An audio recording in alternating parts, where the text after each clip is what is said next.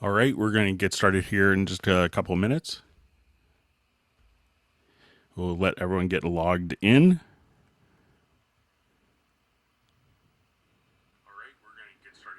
All right, turn the volume down my monitoring laptop here real quick. All right, so good to see Nick. I got your question. We'll go over your question today. All right, we have Trevor from England. That's good. If you guys, my name is Greg Ondo. I'm presenting from Northern Virginia in the United States, and we'll be going ahead and taking a look and going through a bunch of questions that we had mailed in advance, and whatever questions you have. If you guys want to, if you're watching this live, feel free to introduce yourself and tell us where you're from. So I see we have Rhode Island, Newport. We have Trevor from England. We have Nick, I believe you're in New Jersey, if memory serves me correct. And if you have questions, please enter them in the comments field on the right-hand side. If you're not watching this live, if you're watching this afterwards, you may want to skip ahead to about like maybe 10 minutes by the time we collect questions from different people. And we'll get started here in a couple minutes. We'll let people get logged in.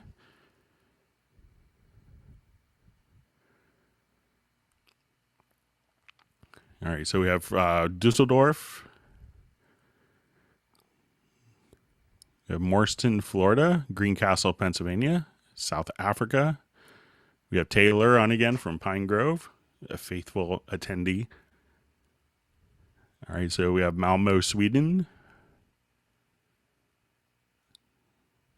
Always wanted to go to Sweden, haven't been there yet. Istanbul, Turkey, Mustafa. All right, we have Brazil, South America checking in.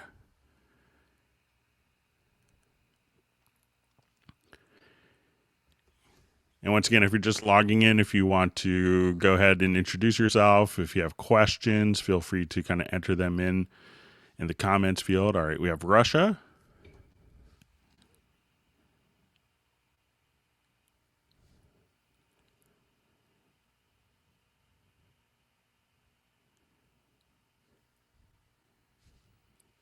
And again, we had some questions that were sent in advance. All right, we have Belgium. I should come to Sweden and visit Per Larson. I haven't talked to him in a while. I think I saw him at a NAMM show a couple of years ago, just in passing. But yeah, I enjoyed working with Per. All right.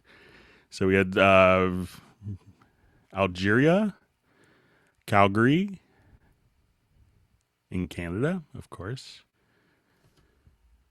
I think 2 people from Brazil. We have Belgium.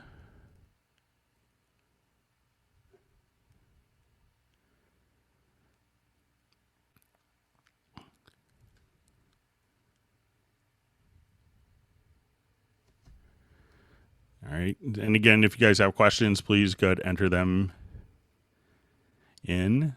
So Frederick, you worked at MI7. Interesting. Yes, I miss working with Per. Those are good times. Per used to be our international sales manager at Steinberg, I think until about 2001, 2002, something like that. So,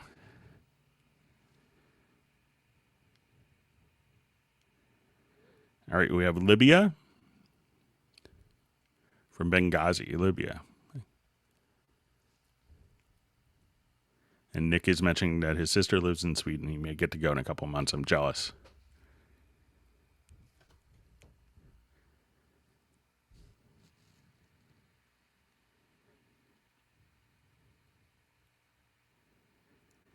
All right, so we have Rick checking in.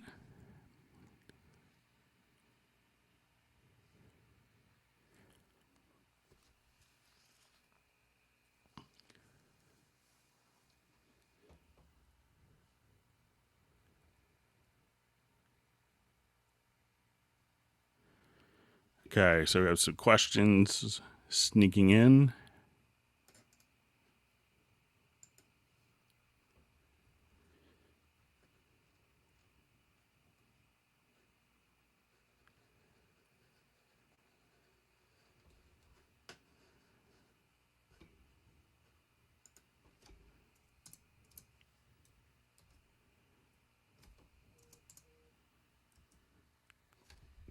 All right, so people logging in, just feel free to introduce yourself and questions.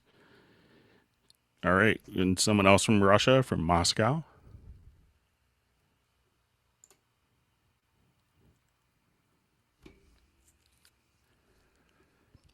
And we'll get started here in just a couple minutes. We have some more people logging in. All right, we have David from Toronto, near our Canadian office, probably. It's a big city, though. So.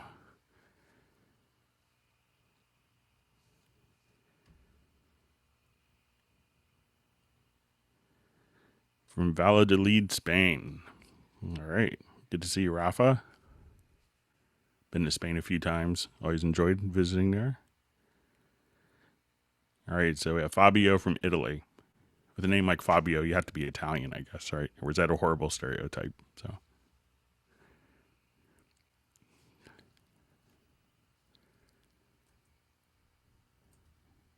All right, we'll see if we have, and again, if you have questions, please feel free to enter them in the comments field.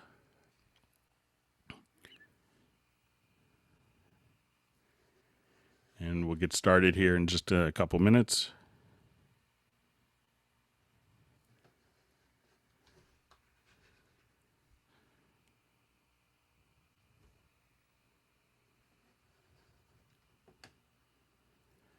All right, some more people are getting logged in.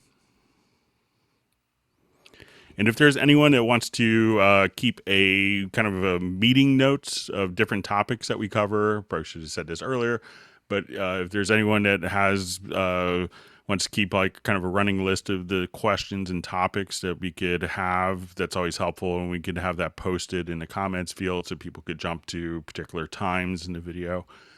We had some people that have done that in the past. It's always super helpful for everyone.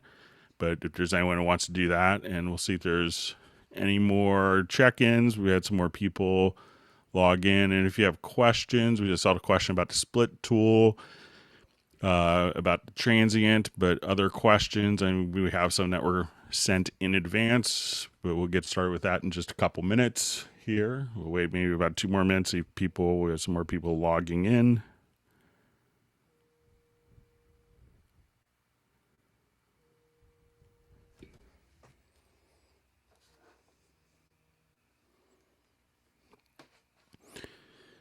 Yeah, so to see a comment about someone's YouTubing for input transformer video. Yeah, so we just had one posted today on the Cubase YouTube channel. So I hope that was helpful and learned some new tips and tricks with that.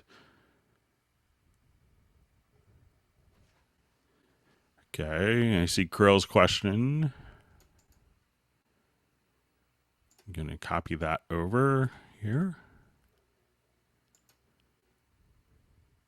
All right, good to see Robbie on the Hangout.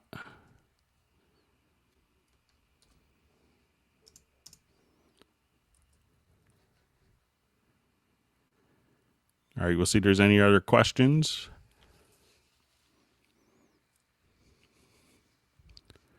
And we'll wait just about another minute and get started.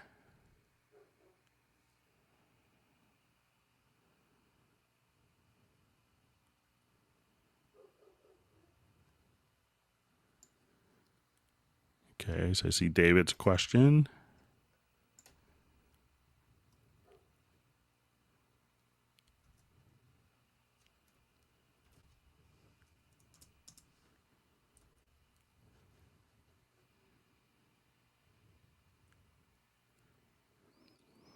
All right, we'll see. We have a couple more people have logged in. And if you're just logging in, if you want to introduce yourself, tell us where you're from, as well as if you have questions.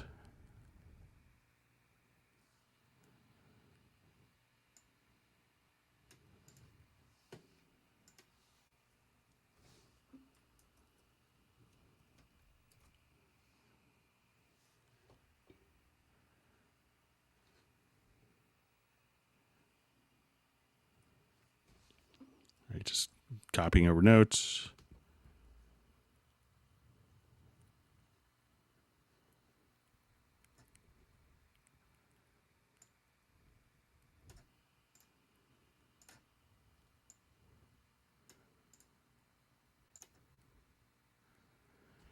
Okay, so we're seeing some questions on step entry.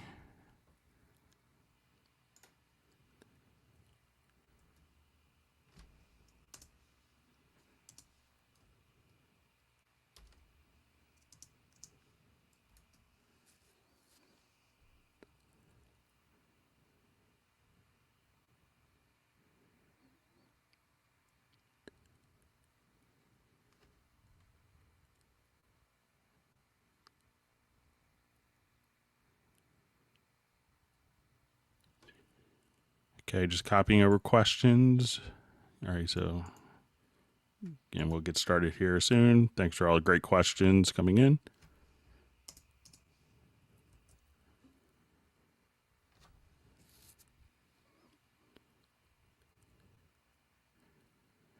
All right, so we have London checking in. We have Scottsdale. We believe that's probably Arizona.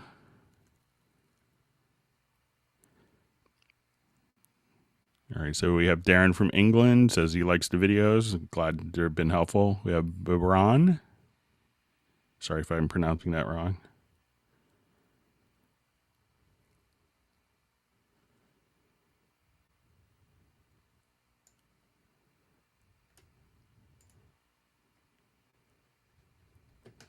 We have India.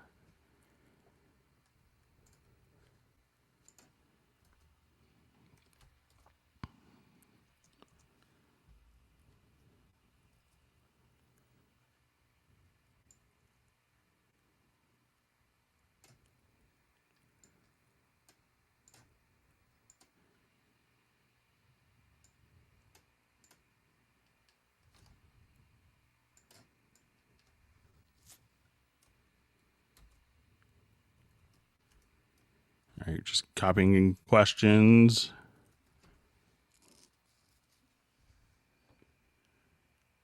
All right, we have Switzerland checking in. From the hot Switzerland Alps, 30 degrees Celsius.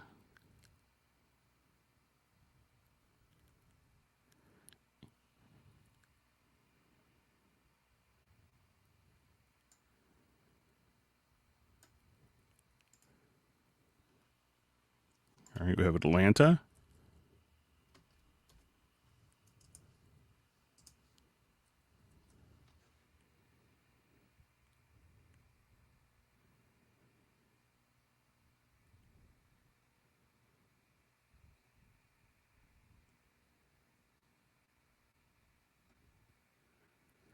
All right, some more questions sneaking in.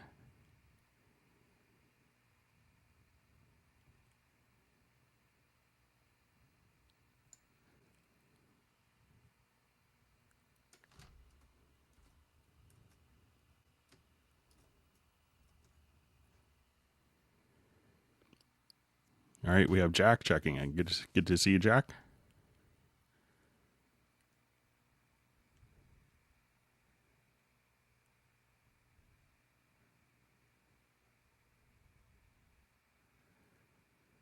All right, we'll just see if there's any more cook. All right, so we have Bern, Switzerland.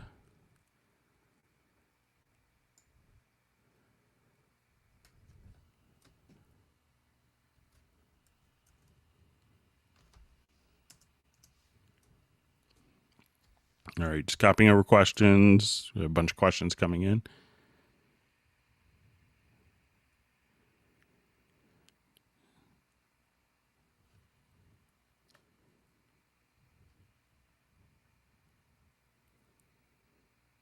All right, so it apparently is hot everywhere in the world. So Switzerland, Moscow, Washington, D.C.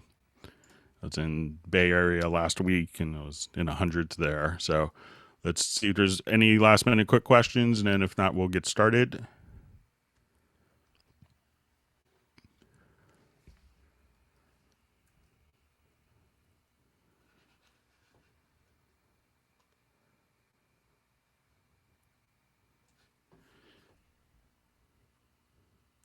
Okay, so we'll go ahead and get started, and we'll start with some questions that people had sent in advance.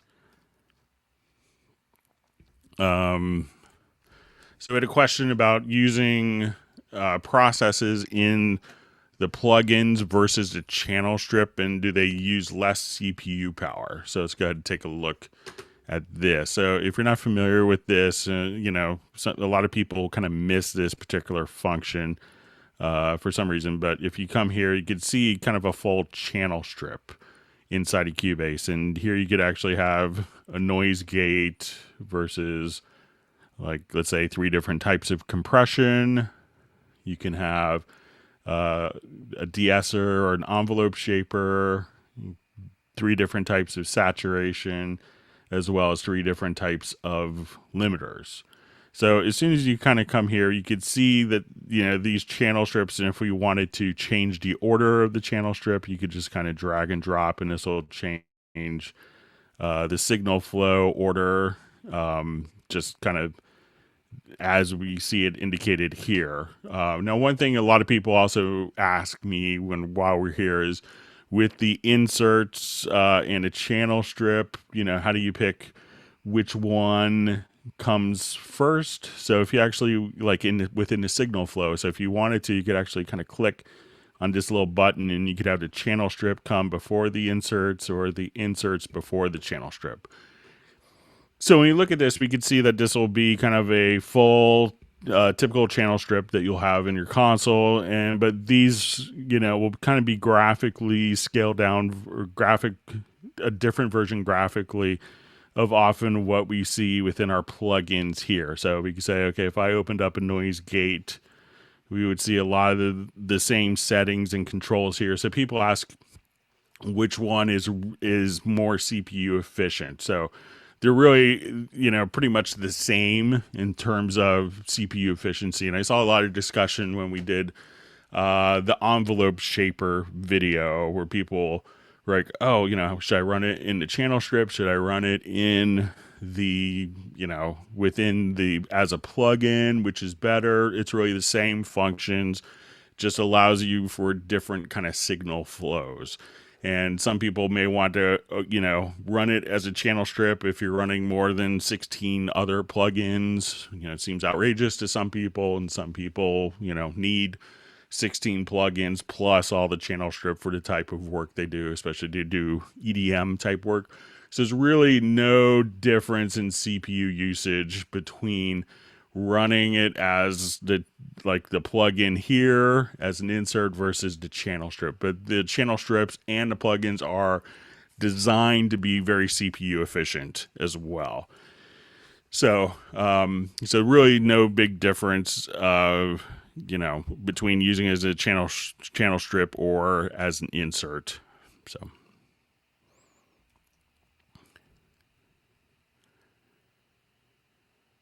okay, so I'm just seeing a question, what happened with Quadrafuzz again? So it says the original Quadrafuzz isn't working in Cubase 9 anymore. So, you know, the Quadrafuzz, the very first one, was set up as a VST2 plugin that was really kind of, you know, and it's been significantly updated.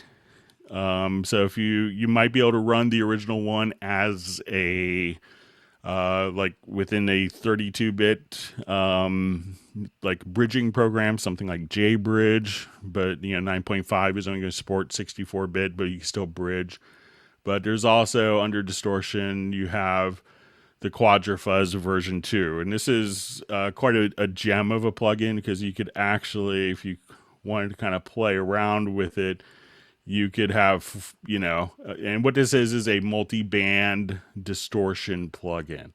So if you kind of come over here, you can play around with all this, and you could have 5 different types of distortion. So you have tape, tube, distortion, if you want to do like amplifier distortion, or what they call decimator. So, you know, which kind of does what you would expect. But you could also add, you know, different delay bands here. So while the original Quadrafuzz was really just kind of a, you know, I think it's maybe the original distortion algorithm from this. And this is originally from a Craig Anderton do-it-yourself hardware project that he posted. We made a plugin, and, you know, we've always kind of, you know, with the name of it, you know, still, I think we still pay Craig royalties, which he's always surprised at every time I talk to him. And thinks it's wonderful that Steinberg has kind of lived up to their word from contracts from 20 years ago when the plugin first came out. But play around with the Quadrafuzz V2. It's different, but it gives you a lot more options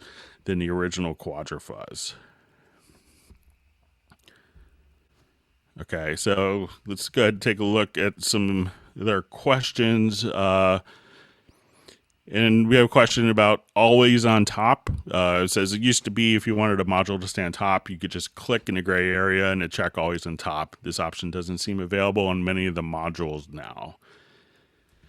Okay, so some of this behavior has changed when we went to the editors that were always, available within directly within the lower zone here. So if I wanted to just double click on an editor. So, and I see another question that people had of always stuck in the lower zone, a preference for this as well. So if we wanted to go to your preferences and go to editors, we had another question that was kind of on the same topic, but you say, double click opens in the lower zone, or if you hit the keyboard shortcut, that'll open as a separate window. So you have two different choices there as preference. So by default, it'll go into the lower zone, and you could, if it's in the lower zone, you could just kind of click right here to open in a separate window. And then at this point, what you could do is just simply have this on a separate monitor, treat it as a separate window. In previous versions to this, you could just simply right click and get for like the key editor, and some of the editors are docked in the lower zone as well. You could have an option for always on top, but since it's really kind of done in here, what you're able to do is kind of keep it always on top on the lower zone. What some people have done as kind of a workaround for this is to just simply save it as a workspace. So at this point, if you have everything set up here as a workspace, I could just come here and we'll just call it.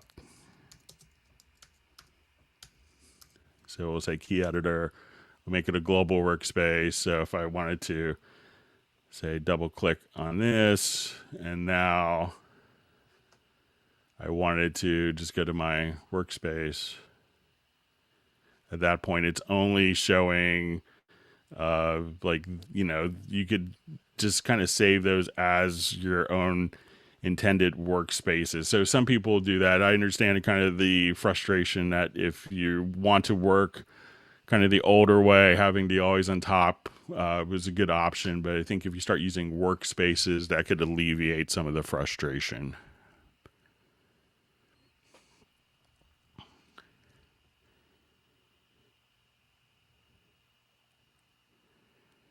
Okay, so we had a question. To have tracks follow the tempo of the project, I've been using the set definition from Tempo, and I recently saw a video where you could achieve the same thing just by selecting musical mode from the info line. Is there a difference between these two methods? So if I was to start a new project here,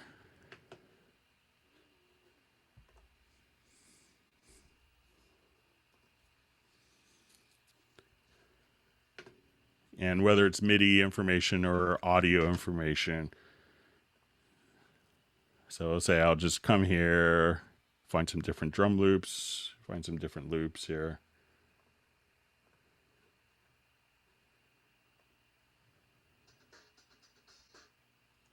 All right, and I'm gonna make sure that I have this set up so that you guys can hear it. Sorry about that. Should have checked that before. And let me just check my connections.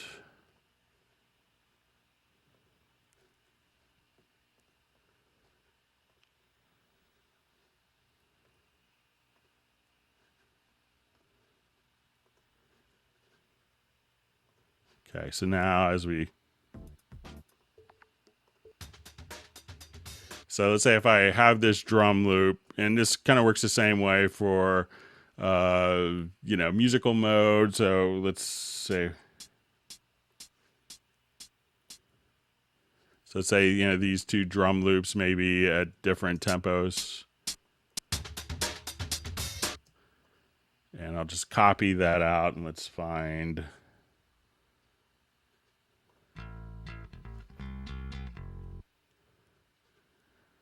Okay. So let's say if I just took a couple of different loops. Now, once, you have musical and linear mode. So if I wanted to select all these events here and put it into linear mode, they could automatically just kind of follow their original tempo. So if I come here, let's say I'll select all these drums. So some of them will be, so if we take a listen to it.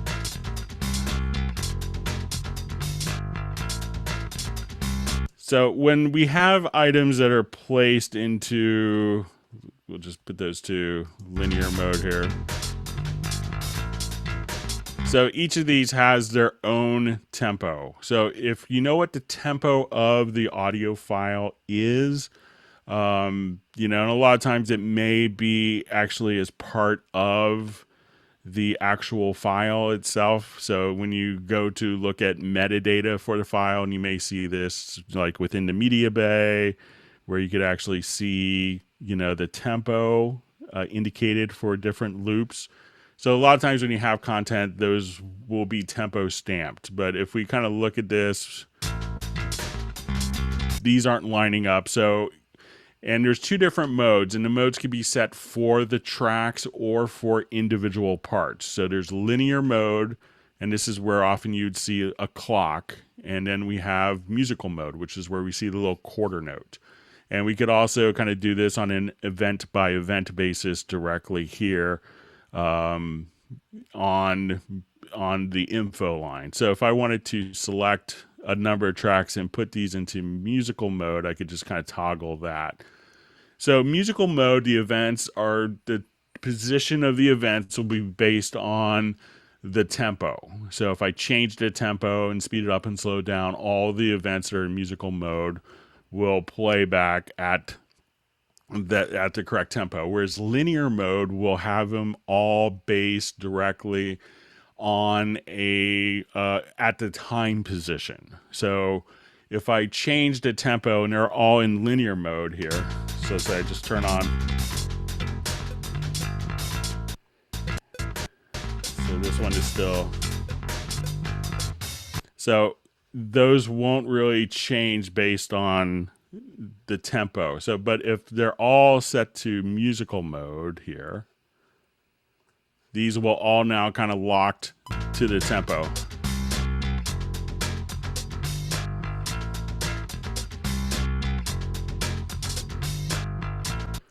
So, and then the question was originally like you could do a set definition from tempo. So if you had an audio file here, and let's say, and when I use that is if, a lot of times this works if there's a steady tempo within the audio file. So, but if the audio file just was speeding up and slowing down within the audio file, let's say, just sped up and slow down, sped up and slow down.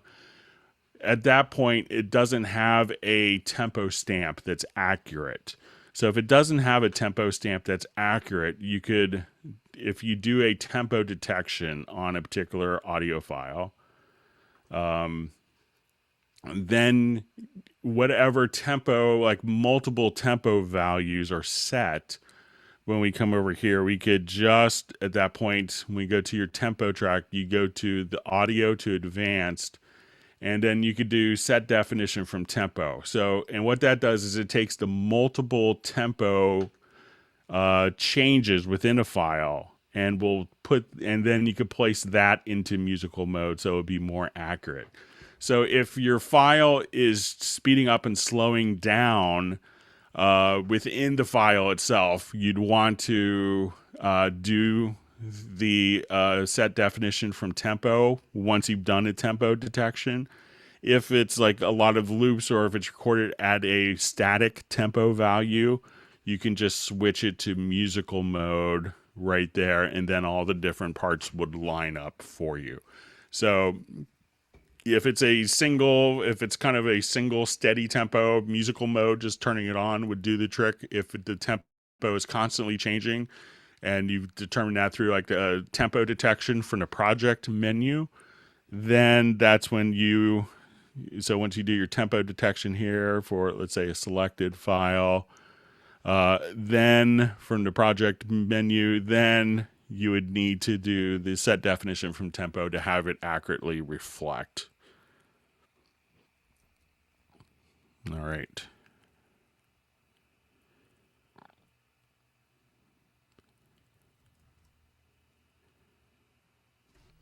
Okay, so let's go ahead and take a look at, so it says question is kind of dealing with logical editor. So I'll just add a quick MIDI track here.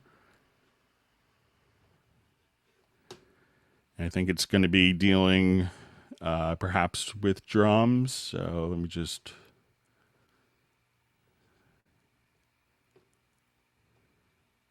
I'll just create a blank part here. Okay, so now let's say if I just had some drums set up here, I'll just switch to my drum editor. And we could kind of zoom in here. So let's say,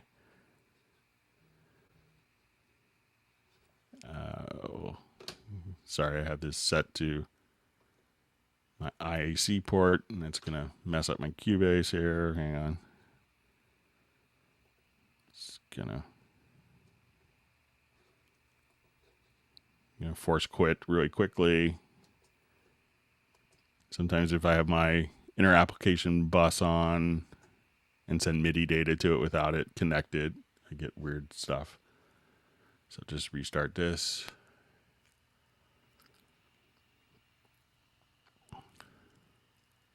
It'll come back, just takes a long time. So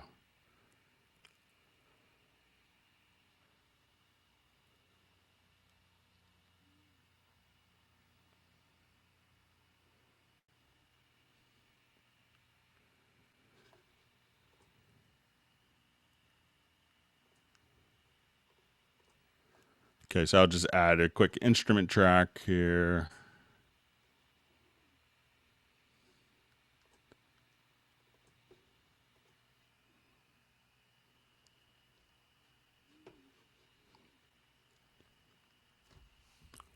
Okay, and we'll just kind of create an empty part here and do some quick drum editing.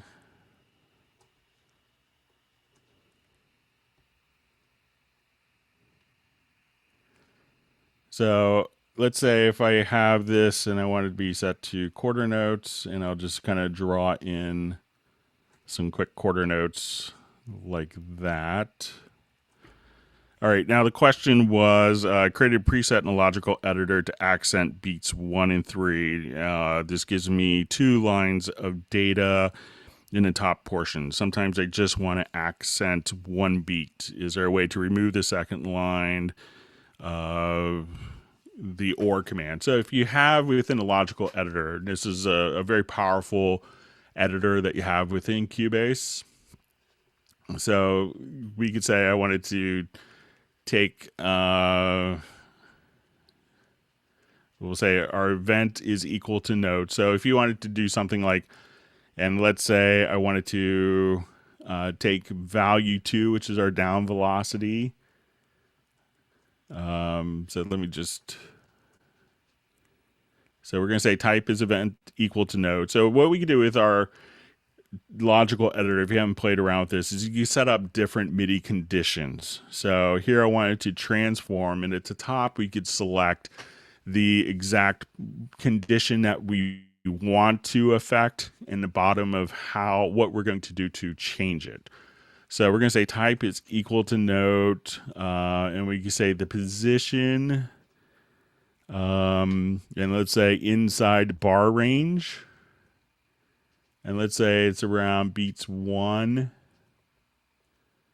and 3. So we'll say beats 3. And then I could come right over here and just say value 1 So we want to adjust the position, and we'll say inside bar range, and we'll put around 1. So basically what this is doing is saying we want to take notes between beats 1 and 3 and do something with it. So I think what the question was asked was we wanted to take value 2 and we wanted to add velocities of, let's say, a value of 30. So what this would do is take every single note that's on beats 1 and 3, and we could define it down to a single pitch. So if you want to say like notes that are equal to D1, like a snare drum or a kick drum, probably in this instance for beats 1 and 3. And then the question was, if I'm reading it correctly, is if you just wanted to do just one beat. So if you wanted to remove a condition from the logical editor, all you'd have to do is click on the minus sign, and you could do that. If you wanted to kind of keep the same deal, you could also, temporarily just move it, where this is, say, beat 1 and beat 3. You could just kind of move it to the same value if you wanted to. But to get rid of one of the condition lines within the filter targets, all you have to do is just kind of click on the minus key. And as you do this, you could also, there's some different Boolean conditions that you could use. So you could say, or I want it to be beats 1 or 3, or beats 1 and 3. So, there's different kind of Boolean conditions that could be used here. But I think the simplest way to just do one particular beat is just to select that line and just hit the minus sign, and that will delete that particular field directly from the logical editor. And you could save that as a different preset as well. So, all right. So we had a question. I believe this was from Nick. He emailed it to me. So if we had a particular, let's say we have a MIDI track with a number of different controllers, and let's say he had drawn in, he had different controllers for volume, and let's say like a typical composer thing, we wanted to have modulation, and you can see my great smooth MIDI controller editing skills here. And let's say expression. Okay, so if we had all of these different types of controllers, so I think what Nick wanted to do was to have it automatically open up with all the controllers open. So if I wanted to, let's say, add another MIDI track, let me add an instrument track.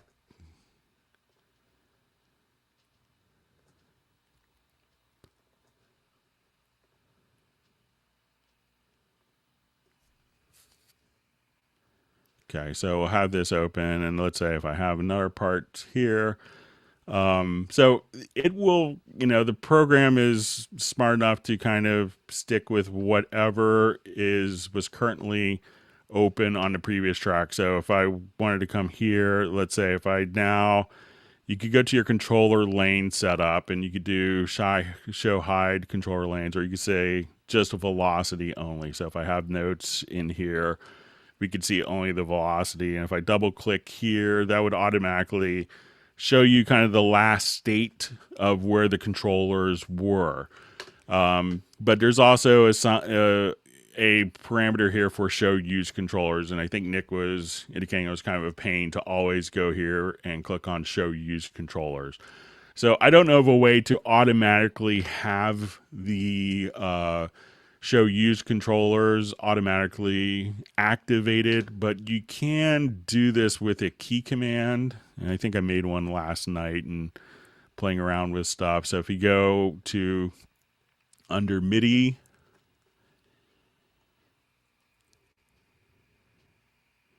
or we'll just type in here show used controllers.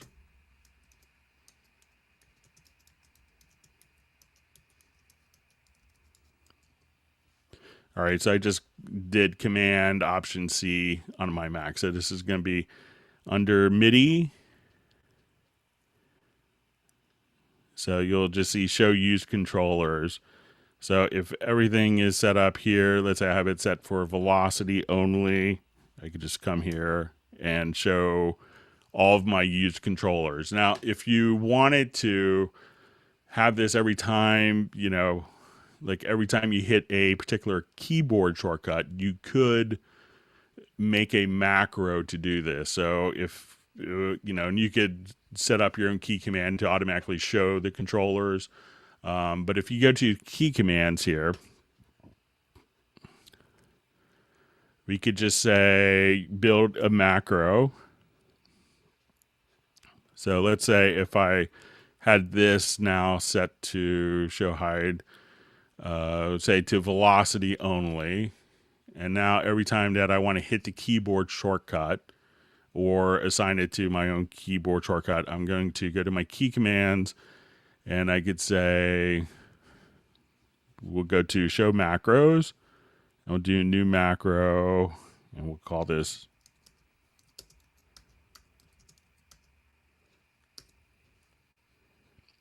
I'll just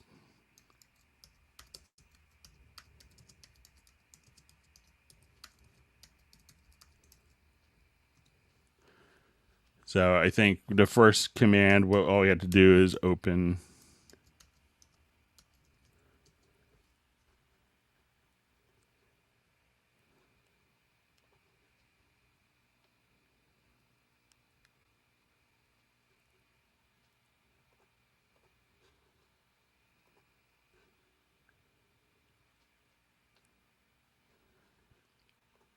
And then we'll just come here and we'll add this command. So I'm just going to tell it to open and then show used controllers. So now when I come here and I go to trigger this macro, if I did it correctly, we'll see. We could now just say edit MIDI with edit with used controllers. And so if you wanted to switch that to like Command or Control E for your editors, at that point, when you open up the editor with the keyboard shortcut, you could have the controller lanes automatically triggered again. So again, if you wanted to set up a macro to do that, and I realize it's not a double click, but just set up edit with use controllers. So you see edit open and then MIDI show use controllers. So as soon as you come here, you can set up your own key command for the macro. And again, just come here and just say, you know, the macros, edit with use controllers, boom. And then that would automatically open up for you.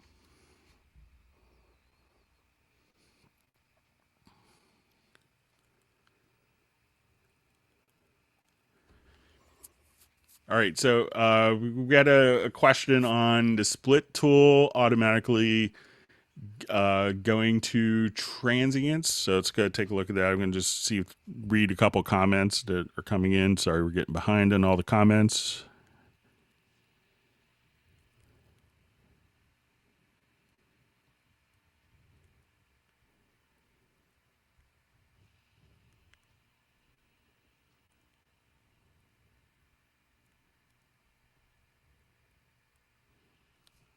All right.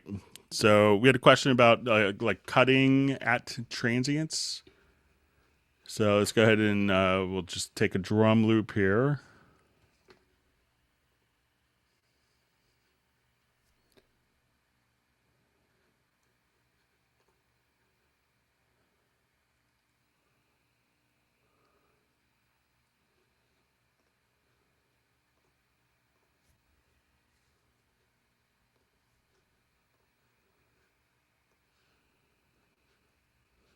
Okay, so now once we have this open, we had another question. Let me just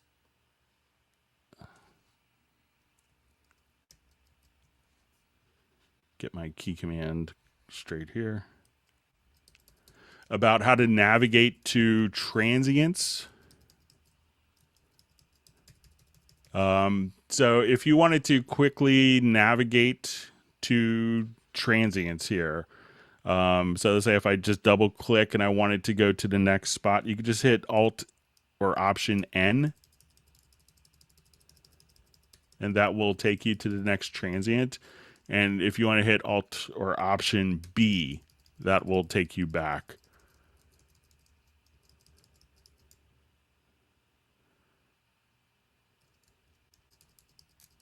So if you wanted to, you could just kind of come here. And if you wanted to split using that, you could just simply, split at the cursors. I think there's probably even,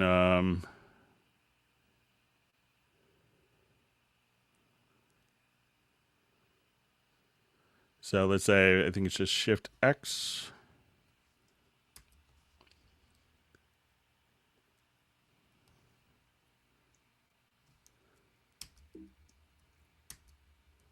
Let me just,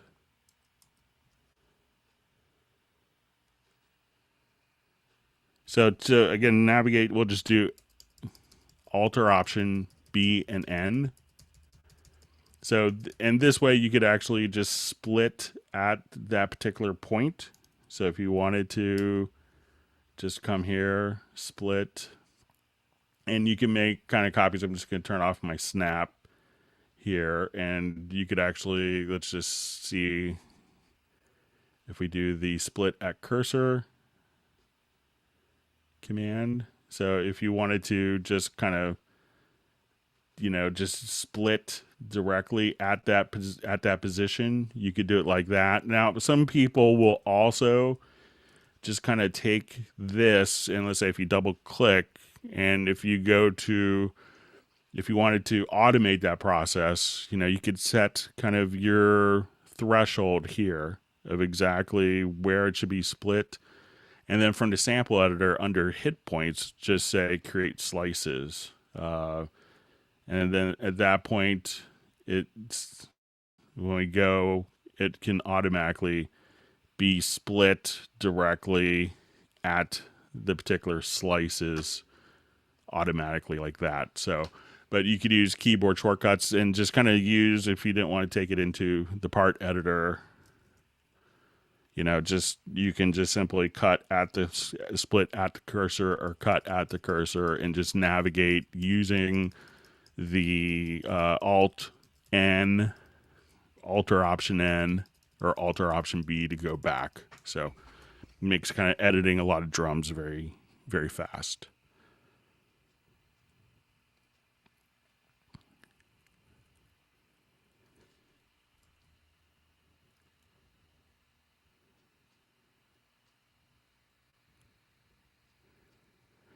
Okay, so Greg, from Cubase 9.5, is there any difference in VST and rack and VST instrument tracks? A lot of there used to be some more limitations between rack instruments and track instruments. So originally, instruments that were in the instrument rack could allow you to have multiple outputs and could be multi-timbral. So, whereas an instrument track was set up to be a stereo output and set up to be, I'll just do a new project here. Let me close this.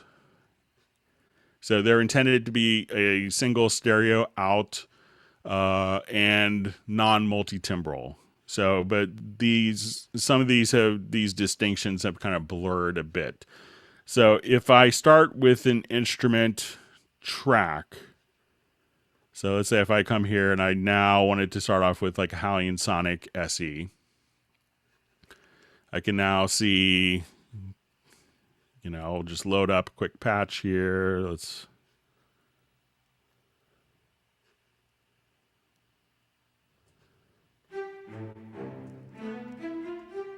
So if I start off with an instrument track, And now when let's say if I add MIDI tracks, because the instrument track isn't multi-timbral, but if I come here and add, let's say 7 MIDI tracks directly after that with that selected, I believe, they can now all be routed to the same particular channel here. And they would just increment the MIDI channel. So it would all go to the same MIDI port rather, and just increment the MIDI channel. So you can see that as I select tracks here, that they will be selected on the instrument there. Now, some people like to have the consolidation because if an instrument track can have, when you go and you click on the edit channel settings, you can have all of your typical audio editing functions like you would on an audio track. But for a MIDI track, you would have to kind of, you could have a separate MIDI mixer for that. So if you come here, and let's say if we have this with MIDI tracks, you could, have your MIDI inserts and your MIDI sends show up here, and you'd have to kind of click down lower. So the default edit channel settings would open up MIDI information on a MIDI track and on an instrument track. So a MIDI track, they would open up these additional MIDI inserts by default, whereas an instrument track would go straight to the audio characteristics. So some of the lines are blurred between it. It's mostly the same. So it used to be very distinctly different, and now some of the limitations that were in instrument tracks have been done away with over time, but some people still like the simplicity of, in an instrument track, I have one instrument, and, and sometimes, I like working with instrument tracks in my templates because I could, have like one instance of Halion and see 64 different instruments within one user interface without having to have multiple different plugins interfaces open on my screen. So they're kind of, merging more closer together where there's fewer distinctions, but there still are a few, especially with what opens up when you hit the edit channel settings.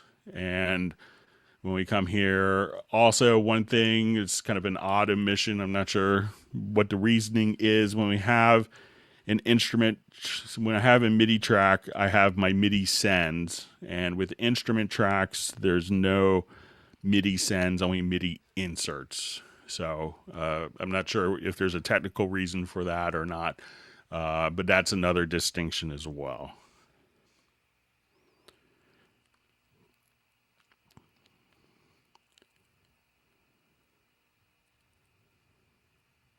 All right, I'm just going to read through a couple comments.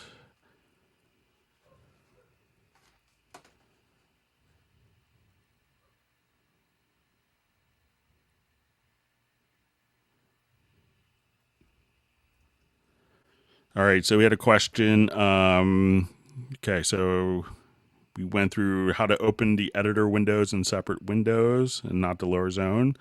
And again, that's the preference. So if you go to preferences, editors, and you could just simply set that up. All right, and we covered the tab transient. And then we have a question, is there a editor window specifically for automation like there is for MIDI? This is for recording MIDI automation instead of to the event. So if you wanted to come here, if you go to, there's a tutorial I just posted on this on the Q&A series, but you can do an automation setup. And you could do this globally if you want it, or you could do it per an individual channel. So if you just say, I want it, my automation to go directly to an automation track. So I think I have a controller hooked up here. So let's say, I wanted to record, so without that, let's say if I recorded a couple of notes, I'll just change this to the default setting here where you say a MIDI part. So let's say I just record a couple of notes here. We'll just kind of start off. I'll just record some gibberish, some modulation.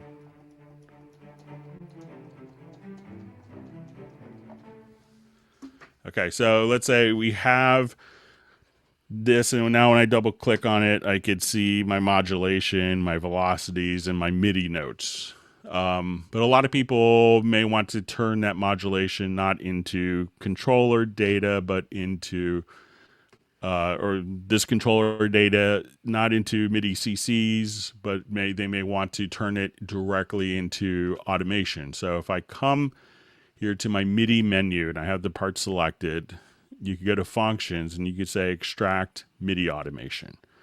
And now when we come to look at it, we could just look at your modulation information directly here. So now if I wanted to record automation, I could just kind of hit play. And then if I just turn on read and write automation and move my mod wheel, if I have it set up correctly, then everything would just simply automate directly here as automation. So let's see if I...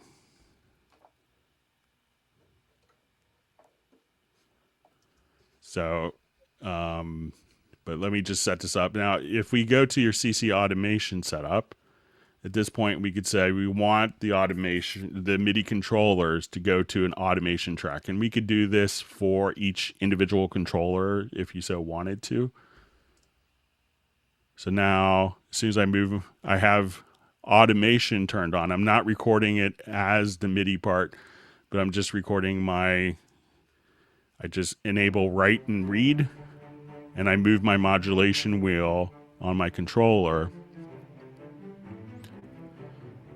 And now it's going to be set up as automation as opposed to MIDI CCs. And this allows us to do some handy things. Like if I wanted to come here, I could just use all the new automation tricks. So if I say, okay, let's just grab like this particular range, I could just say, okay, we want to take that range there, and I wanted to draw in curves. So, if you wanted to do your Bezier curves, you could do that for, your different automation points. And at this point, I could just, if I select that, if I wanted to duplicate that. So this allows you to treat your MIDI continuous controllers as automation, which gives you some added flexibility.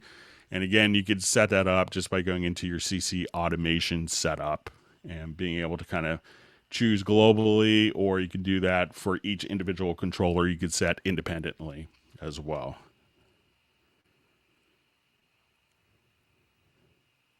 So I hope that makes sense and kind of answers the question. If not, just kind of let me know.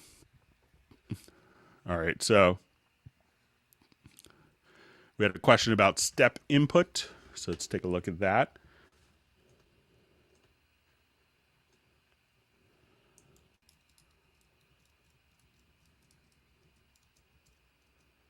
Okay, so let's say I have this particular,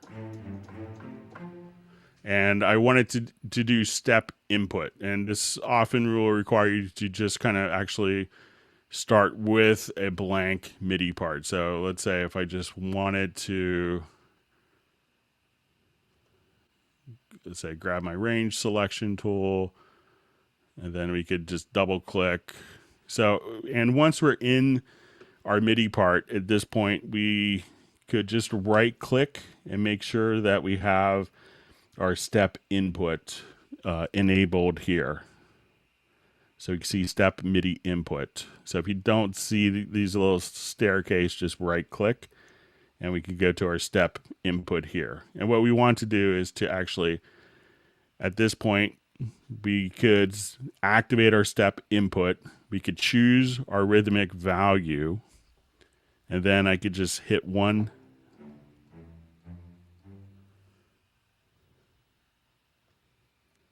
So we'll kind of scroll here to where we can see our notes that we've entered. And if I wanted to put like a rest, I could just hit the right arrow key. And then we could just do our step input that way. So a lot of people kind of in old school sequences would, let me just undo, let's say the last one, I'll hit, so I can navigate in time using my left and right arrows. But if I wanted to put in like, okay, I couldn't play this 30-second note passage.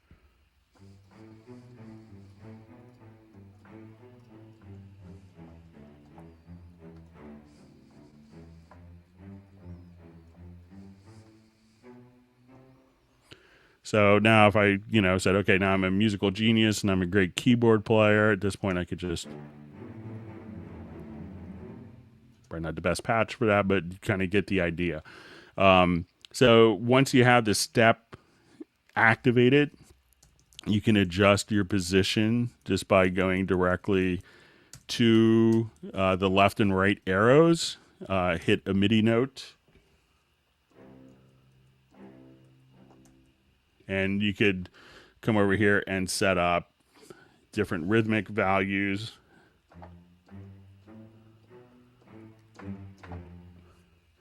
And be able to do step entry. Now, what's also interesting is what I see a lot of people doing with their step entry is not necessarily doing the pitch, but what you could actually do is set it up where you could do pitch, but you could also just do velocities. So if I wanted to set my step entry point, let's say I'll just, we'll activate our step entry. And let's say for this particular phrase, I wanted to put in, again, my 30-second notes, and I don't want to put the pitch, but I just want to change the velocities only.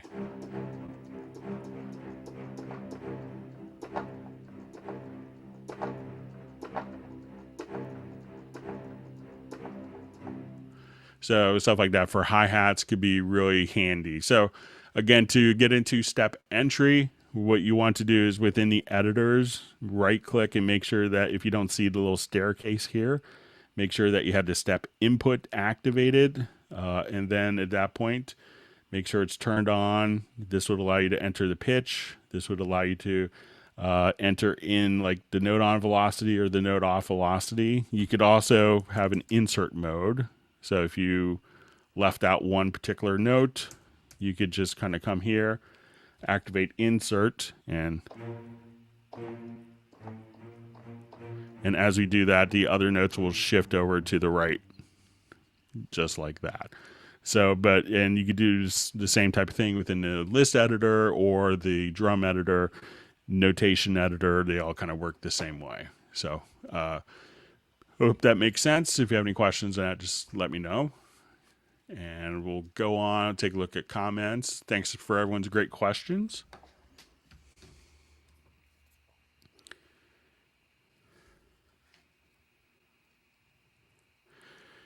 Okay, I'd say just a quick question. Does Steinberg have any plans to drop VST2 support in Cubase and Wavelab anytime soon? No, we're just dropping support of the SDK. There's a lot of confusion with this.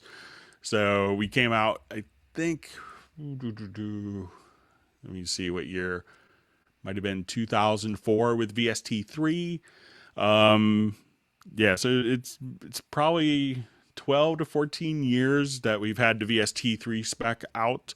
So just the software development kit for VST2 plugins is that has been dropped, but there's no plans to drop support for VST2 plugins within the application. Just the ability to create new VST2 plugins will be kind of that will be affected. So, but no plans to get rid of VST2 in the conceivable future.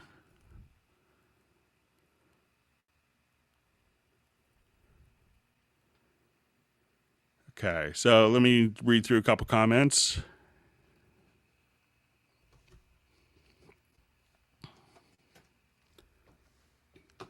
All right, just open up a quick project here for next question.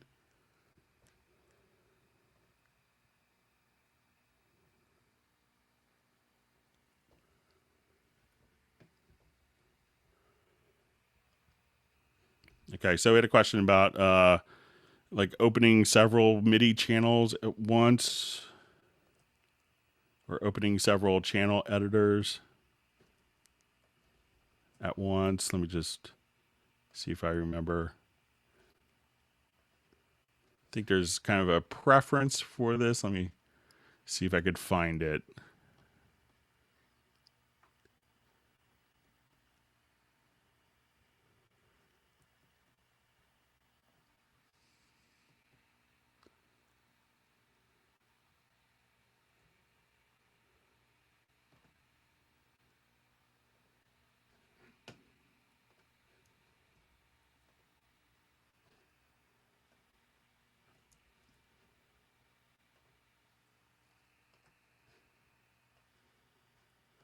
So one of those preferences that's gotten moved. Let me see if I could find it real quick.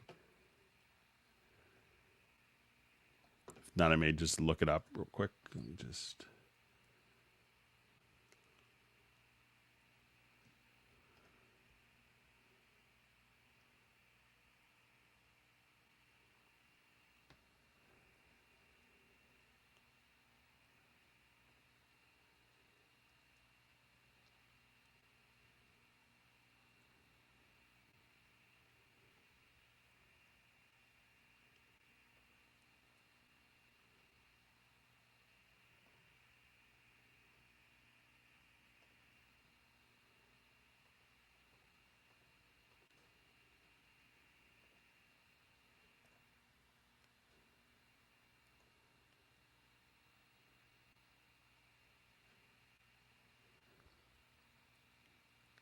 Just see if I can find this. If not, I may just look it up real quick.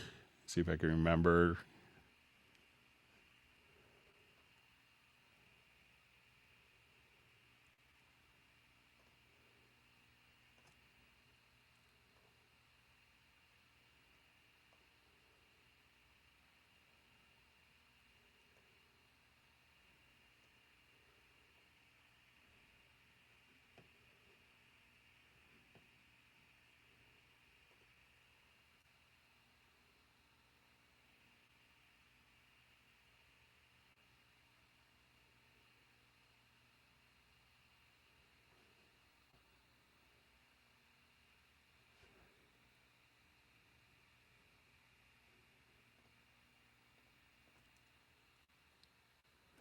I'll see if I could come back to that one. See if I could find it. Sorry about that. I'm just having a little brain cramp on that.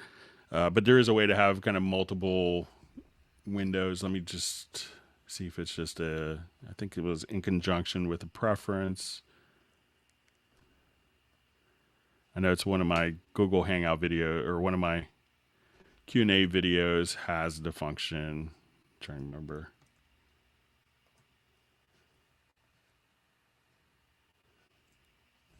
I'll see if I can dig up the preference for it real quick. Sorry about that.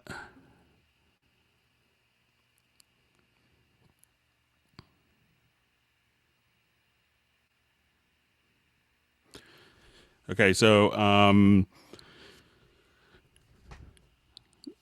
let's see. Can we discuss how quarter chord selection song builders work and how you can convert major to minor, Lydian or Lydian within Cubase? So if you have a particular, if you could do chord pads.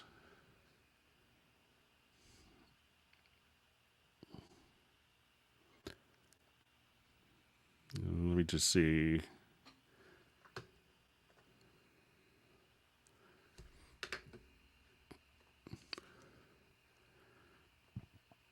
And let's say if we have our chord pads set up here for us.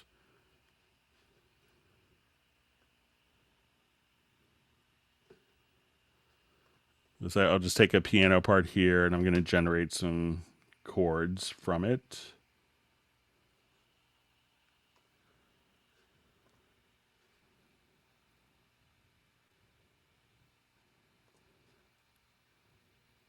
Okay, and then we're going to populate our chords here.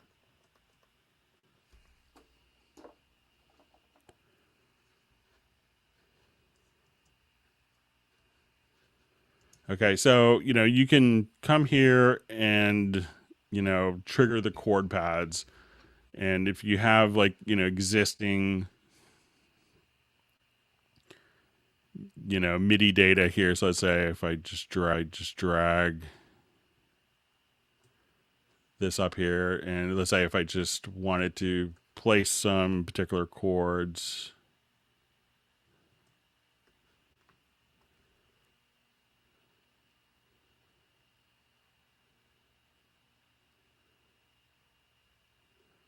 Let me just turn on my snap. Sorry about that.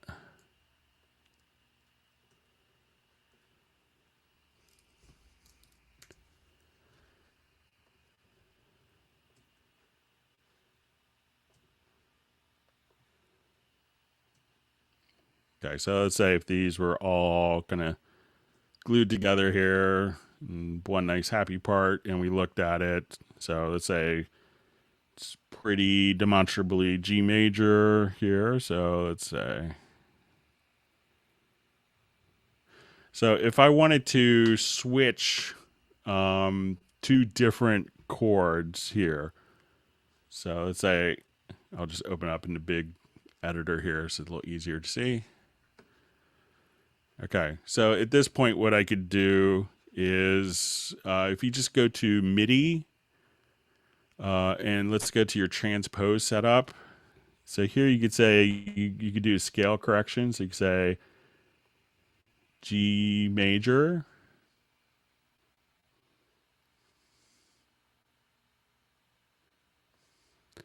And then you wanted to transpose to G minor. Let's say melodic minor here or harmonic minor. So that's probably the easiest way to switch between, different chords. So if you wanted to go from major to minor, just simply kind of do your scale correction here.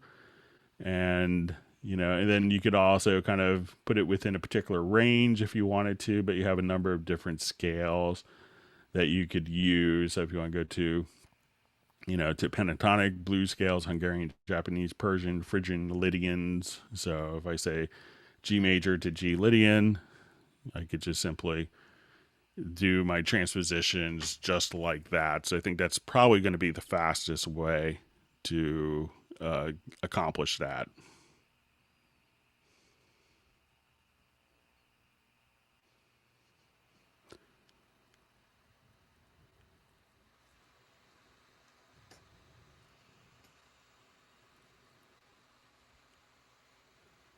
All right, so just going through some comments here. So thanks for everyone's great questions.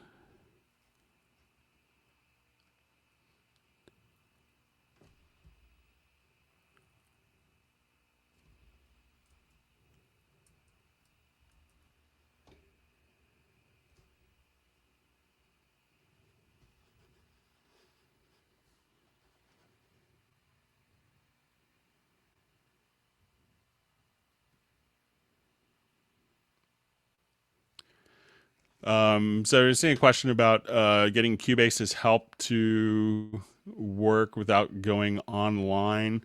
So I've always, if you just kind of, I've just downloaded the manual. So just kind of show you, what I do is I'll just kind of set this up like I just downloaded. So, if you just type in Cubase Pro 9.5 manual, if I can only type,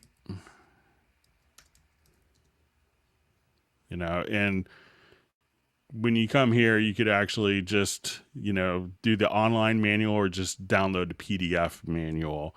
I think it will go directly to the PDF manual once you're here. But I just always have it just stored as a document, like the full version of it. Okay, so I had a question. Whenever I try to enable disabled multi-out tracks or to import them from another project, the outputs get doubled, messed up, and renamed to synth. And this issue has haunted me for 4 years. So let's take a look at it. Assume that this is going to be with MIDI. So let's go ahead and do a new project.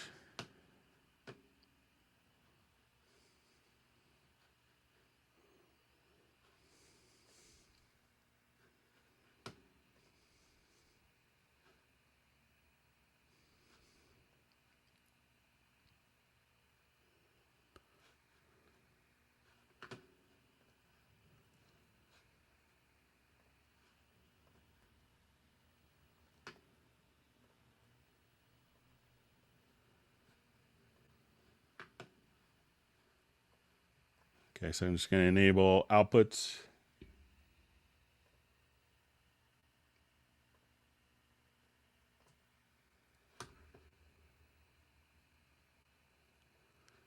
Okay, so I'm just going to reread this. So whenever I try to enable disabled multi-out tracks to import or to import them from our projects, the outputs get doubled, messed up, and renamed to synth. Okay, so I'm going to go ahead and disable this particular track. Okay, and then let's enable the track, and we'll see if all the outputs, we'll take a look at here in the mix console. So that all looks fine here. There's my 16 outs. I will save this as a project.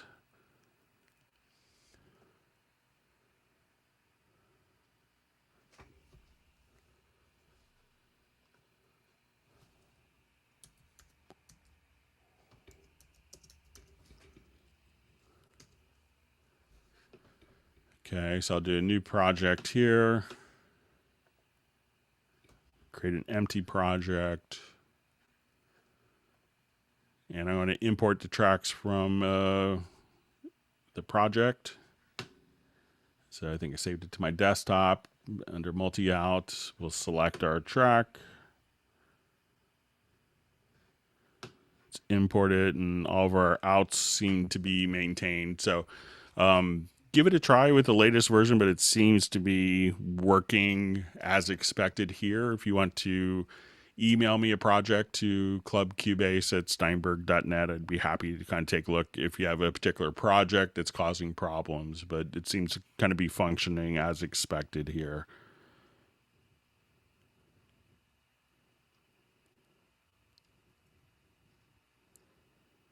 Okay, so let's go take a look at some other questions and comments.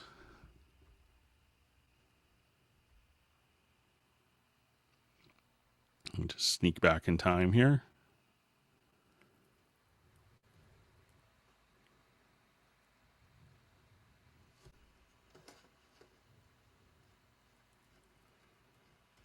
Just scroll back. Just give me a second.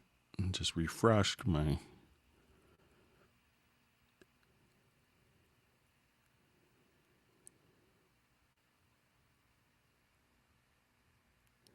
Okay, so someone says, I recently stumbled across a feature. For what and when can I use the MIDI list editor? So this is kind of how like sequencers started out doing editing. So there's some advantages to doing a list editor. Let me just see if I still have. So let's say I have this project open. The list editor could be used in kind of more of a, almost like a forensic type uses. So let's say if I wanted to come here,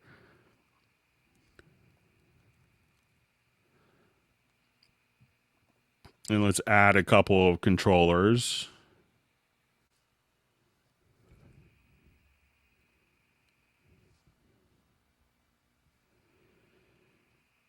So let's say we have pitch bend, a nasty one from the early 90s, aftertouch. Wreaked havoc on many MIDI sequencers. Let's say we have volume, and let's say we just have expression, and let's come over here.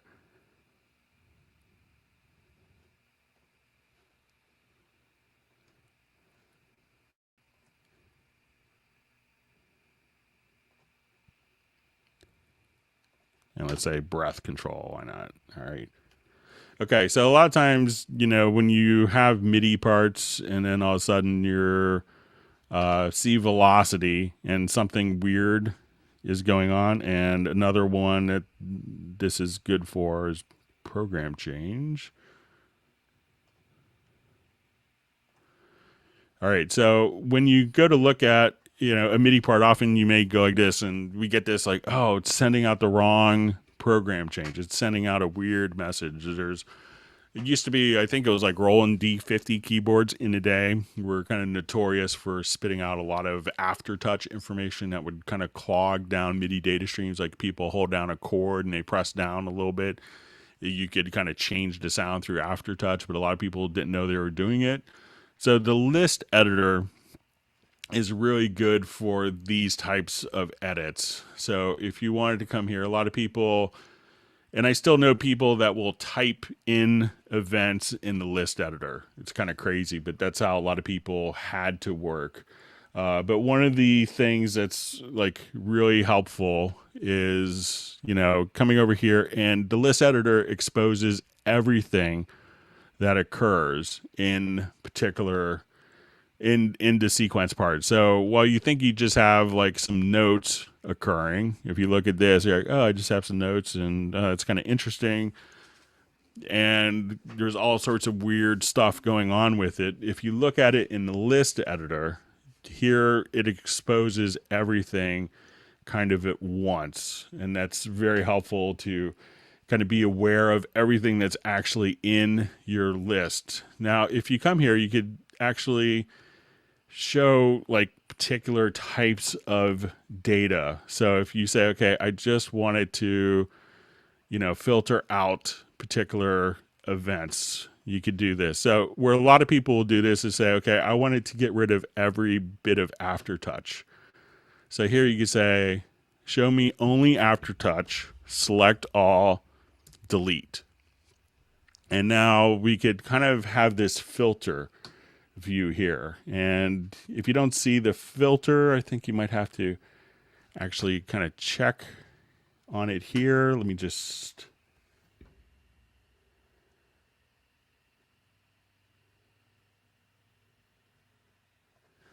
But at this point, if we say no focus, I could now see everything. So if I wanted to delete the program change, I could just come here. If someone sent me a MIDI file that had all wrong program changes, I could just say, let's do every program change, delete, or no focus.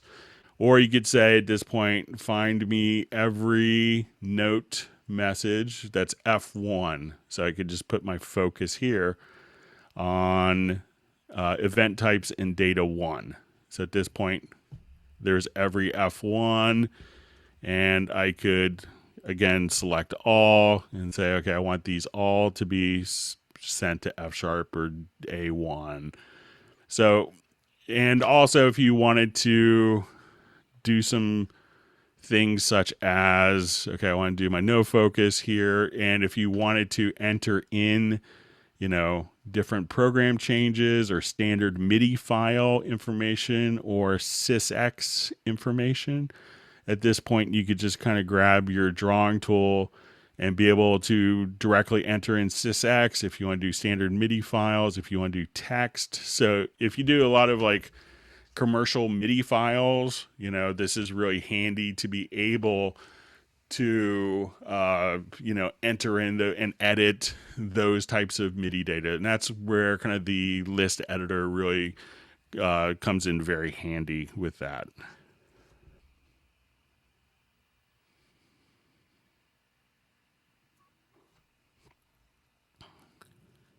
All right.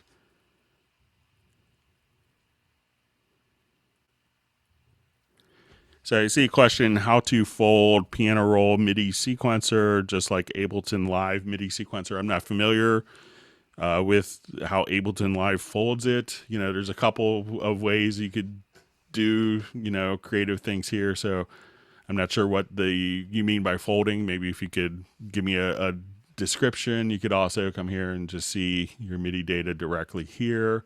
By going to like an in-place editor. But if you could clarify that question, and it's from R13, that'd be helpful, and I could probably help you with that. All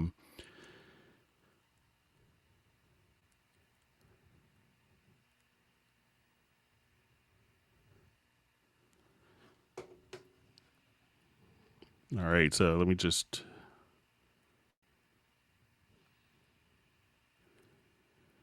reading through some different comments. Okay.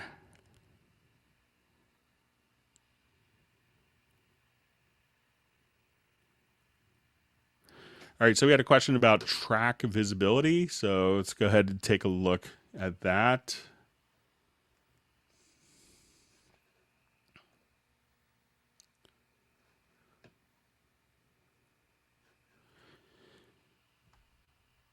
All right, so we had a question.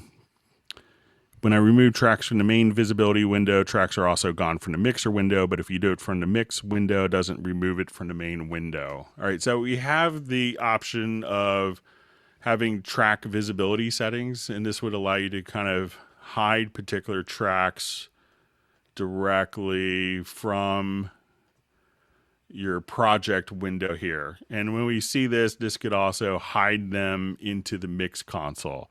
And it's a little function here where you could choose to sync the project window and mix console. Now, what's interesting and what's kind of subtle is that you could have the visibility settings for this mix console in the lower zone independent from the mix console, from the full version of the mix console. So here, if I didn't want to see my input channels,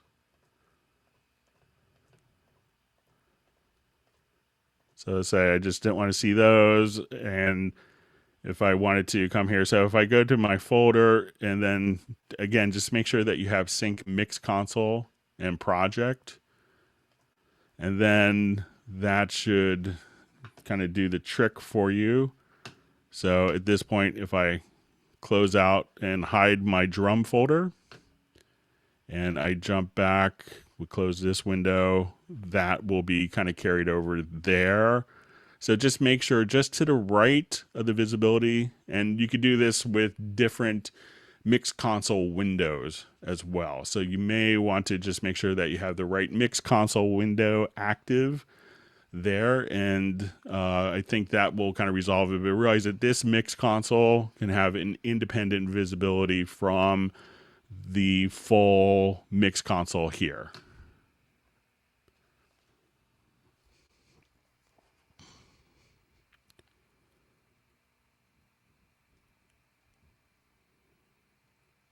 All right, just going through different comments here.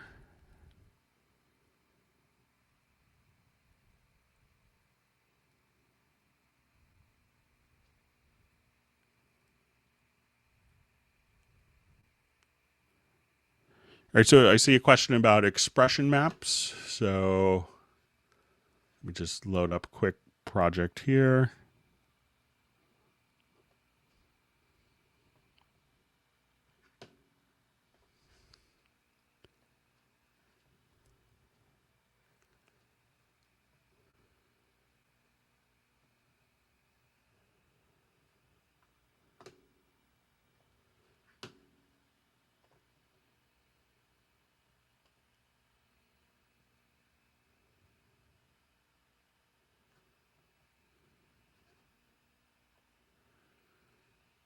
All right, so the question was about kind of duplicating expression maps. So, and if you're not familiar with the expression maps, these will allow you to, let's get some samples loaded up here.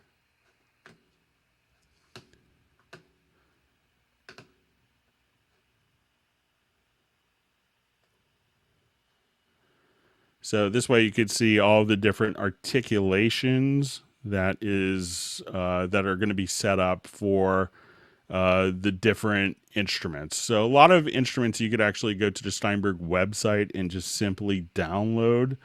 But it's always helpful, so I would suggest looking on the Steinberg website because most of the big orchestral libraries. But you could load and save the different expression maps here.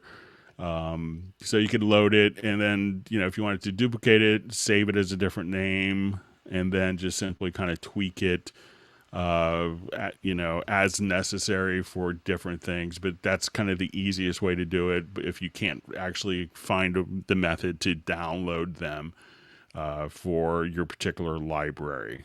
So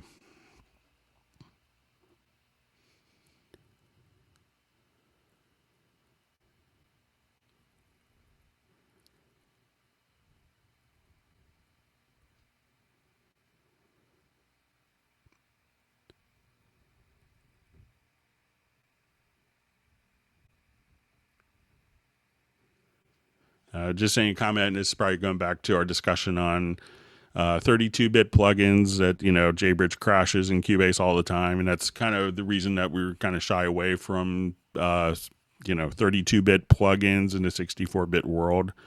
So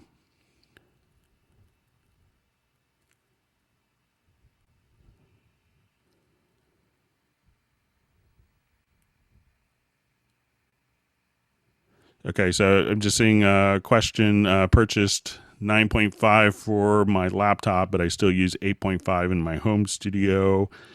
Do I have to buy another license for Analog House, Jazz Essentials packages to use with 9.5? You could put them onto a separate e-licenser key and just simply, move that e-licenser key back and forth. So if you wanted to do that, if you wanted to run them both at the same time without having to move your e-licenser key, you would need to have two licenses for it. But if you just buy a second e-license, or you can put it on the original e-licenser and just simply move that back and forth. I use a USB hub, and I've had the same e-licenser that I've traveled, 100,000 plus miles a year for the last 15 years without any issues. So I was going through some more comments here. Okay, so we get a question from Jack about when I set up 32 audio tracks, 6 group tracks, and mix, sub, and master. I can't see all the tracks on the mixer window when I scroll left and right. So let's go ahead and just take a quick look.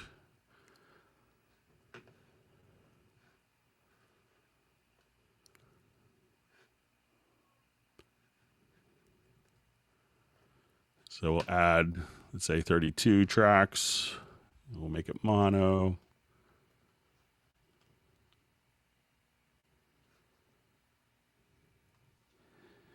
Okay, let's say 6 group tracks, mix, sub, and master. So let me we'll add 7 groups.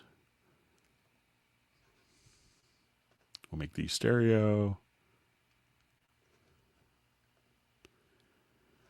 So as soon as I come here, I could kind of see all of my groups, and, even if you just are on the lower mix console, just, if you put the cursor here on this line, you could just simply scroll back and forth using the mouse scroll wheel. But it looks like everything is visible there. One thing that you could also check out is if you go to the zones, and if you go to like your input output, you could also just kind of click here. A lot of people miss this. So if you wanted your like master fader to always be anchored to the right, you could just kind of click on the right zone here or the left zone.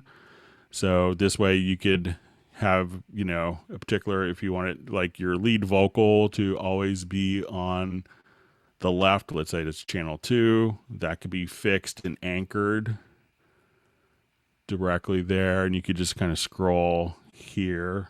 And if you wanted the stereo out to always be anchored, so you could have kind of a classic split console design that you want. So if you want all of your groups to be anchored to the right as well. You could just have your console split like this, and as we scroll, you can see the channels just kind of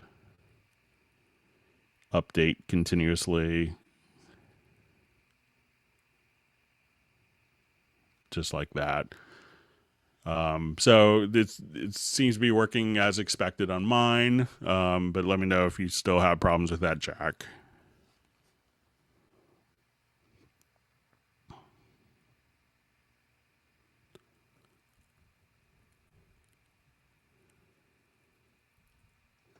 All right, I'm just going to refresh my computer here real quick. Thanks everyone for wonderful questions.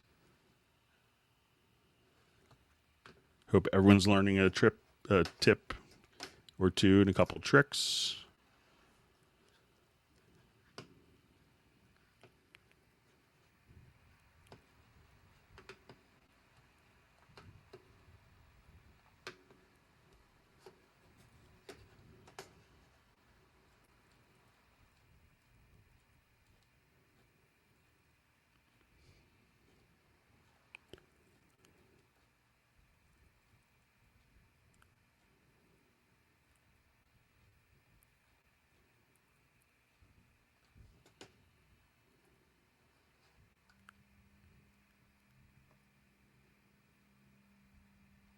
All right, just reading through different.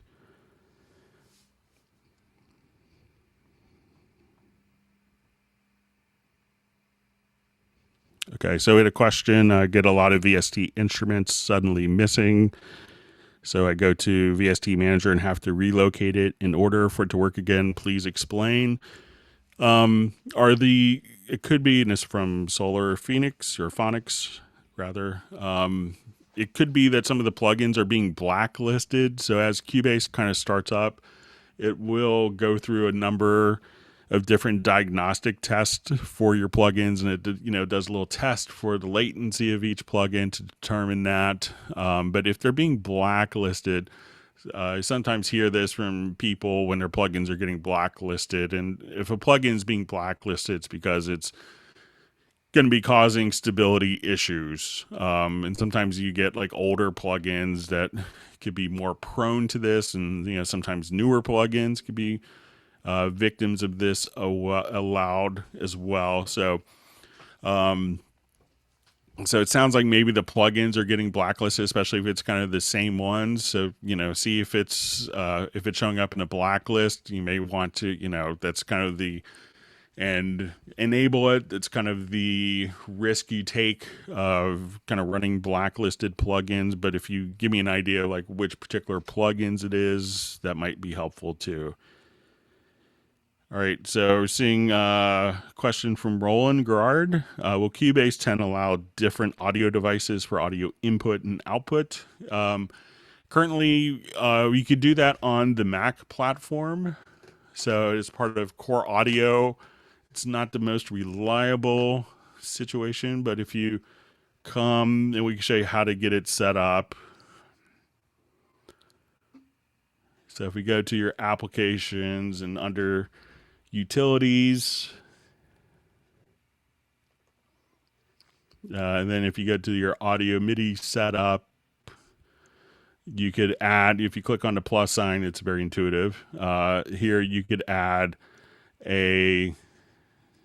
you could create an aggregate device, and this would allow you to run multiple audio interfaces simultaneously. The reason why it's often not done is because it could lead to serious synchronization and clocking issues between the different interfaces. So if you need more interfaces, what some people do if you're on a Windows platform is run them all under like a generic driver like ASIO for all, and then you could see all available inputs and outputs. But just to kind of ensure proper synchronization and system stability and low latency performance, I believe the core audio aggregate devices still compounds the latency of the audio interfaces. So every time you add one, the latency kind of gets worse and worse. And it's definitely not the most stable situation. But if you need more inputs and outputs, think of investing into an audio interface that will have enough expansion capabilities through something like an ADAT light pipe connection, where you could get more ins and outs for your system that way.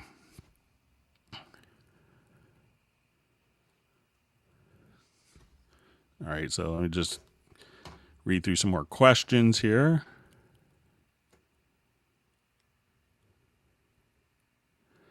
Okay, from this question from Nick, is there a way to have Steinberg plugins and instruments show up together in their own section of plugin pull-down window? So if we wanted to come here, let's go to the plugin information manager.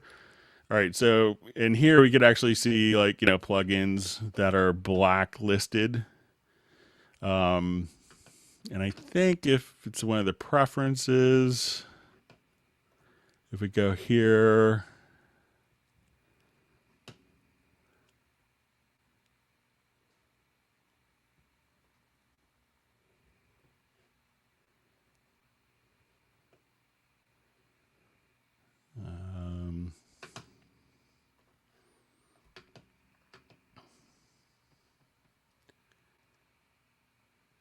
and let me just,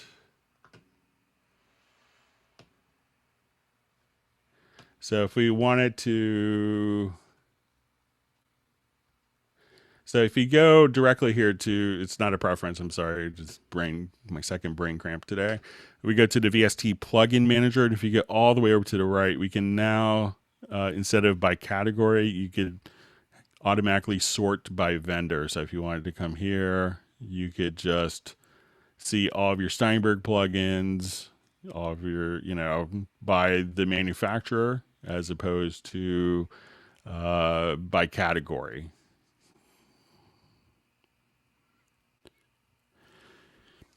Okay, so we have a question: can Rewire send Cubase audio into Reason?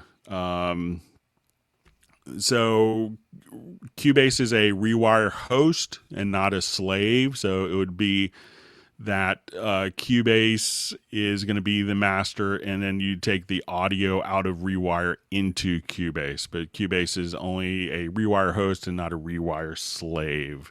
So you could run other programs that are designed to be Rewire slaves, such as Reason or Ableton, I believe, and have it directly function inside of Cubase, but not the other way around.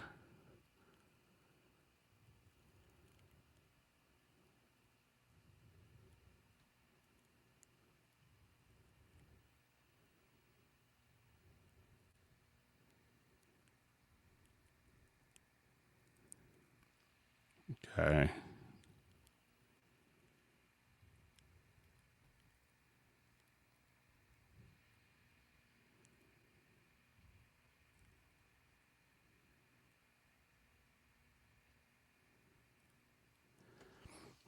So I see a question: a Kurzweil K2600, a Yamaha Moa XF, and a Triton. Can each device having its own port each use their 16 channels without sharing data? So I know the Yamaha Moa XFX, the Moa XF, has its own USB driver. I can't remember if the Triton I think it's written as Triton, but I'm assuming it's maybe a Triton or a Kurzweil. If they have their own USB devices, they'll just show up with their full 16 MIDI channels, or if you have them connected into a MIDI interface and they're plugged directly into a MIDI port, you could use 16 channels of each of the external MIDI devices. You just need to have a MIDI interface that's capable of doing it. So, if with those three devices, if you had and you wanted to use just an external MIDI interface, like I still have 2 Mid-X8 rack mounts. So I have 16 MIDI ins and 16 MIDI outs in my studio. That's very easy to set up, and I could connect, I could basically just connect 3 of those MIDI interfaces directly into into my MIDI interface. I take the MIDI out of the Kurzweil, the Yamaha, and the Chord, And that way I have one MIDI interface and I could have all three of those doing 16 MIDI channels. So I don't think that you should have any problems. Most of the keyboards now have their own USB MIDI interface, just to kind of simplify connections to a computer for that and other things. So if they have their own USB interfaces, you just connect them into, if needed, a USB hub, and then you should be all set, but it shouldn't be any problems.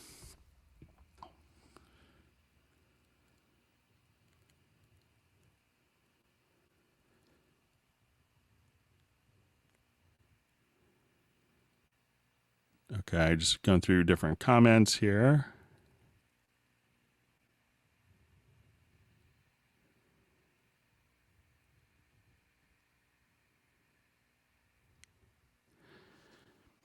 Okay, so I'm just seeing question. I really love the ripple edit function in WaveLab. What possibilities do I have in Cubase? So let's take a look.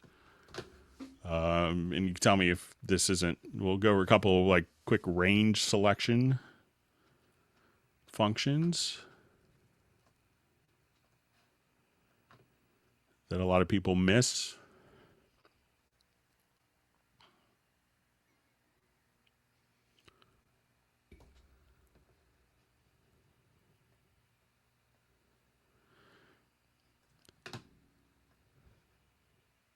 Just do another project here. A little easier to see this on.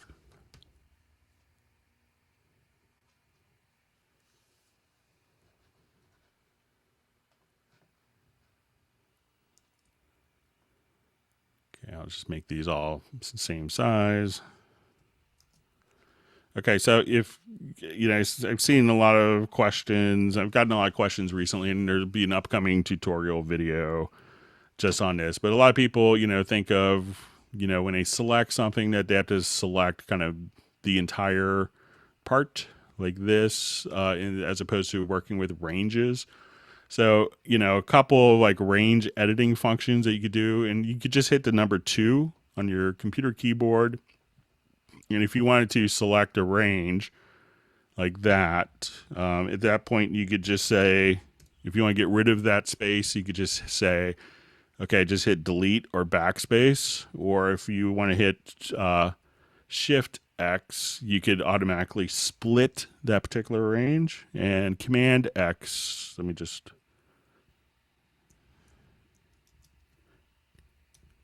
So I think this may be what you mean by a ripple edit. So if I select this particular range here, if I hold Command or Control Shift X, that whole range will disappear, and these particular parts will just kind of do like a ripple or butt edit and just kind of move directly like that. So you can get, you know, some of these particular functions. A really interesting one also is like, I just want to take this particular one. If you go to edit to range, you can say crop, and it will delete everything that wasn't selected right there. But I think when you say ripple edit, and you know, you could select kind of just like this. And if you wanted to, while the range selection tool, if you hold down Control or Command, you could deactivate particular tracks, and now you could delete everything except those particular tracks as well. So I think that may be getting you the same functionality that you're thinking of from WaveLab, but if not, just let me know.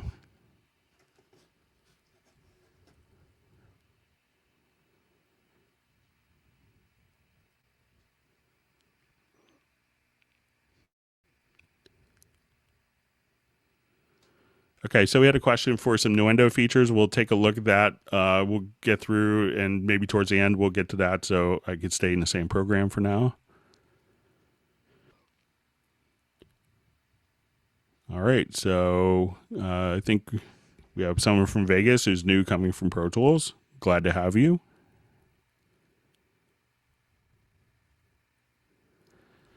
All right, so we see a question. I'd love to see you drop VST2 just to get some developers to wake up. It's not the best thing for, you know, it would be nice if everyone was on VST3, but, you know, there's still a lot of major companies that still haven't done VST3 yet, so we don't want to necessarily put the pain of developers being behind the times on our customers, but I understand the sentiment.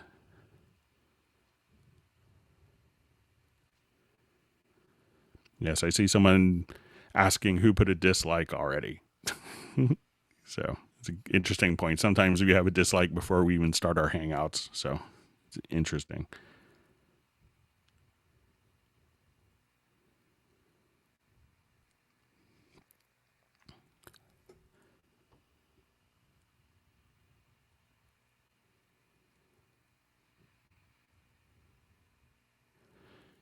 All right, so I'm seeing a question. Is there a 3 times key command for transport, play, pause, back to start point like Pro Tools, or any way to realize that? I think if you actually just use the like the 0 key on the numeric keypad, that does it. That functions that way. There's also some different functionality that you could do as part of the preferences. So if we go to preferences at this point, and go to transport, you could just click return to start position on stop. So, and you could actually just kind of toggle that behavior. So if you wanted to immediately go back to exactly where it was before, you could do that, and you could actually have a keyboard shortcut to toggle that behavior. But I think if you used a numeric keypad, like it might be the 0 key kind of. I just have a Mac in front of me, so which doesn't have a numeric keypad, which is annoying. But I think if you just use the 0 and a numeric keypad, it'll function like that. And it's worth having the numeric keypad for other functions as well.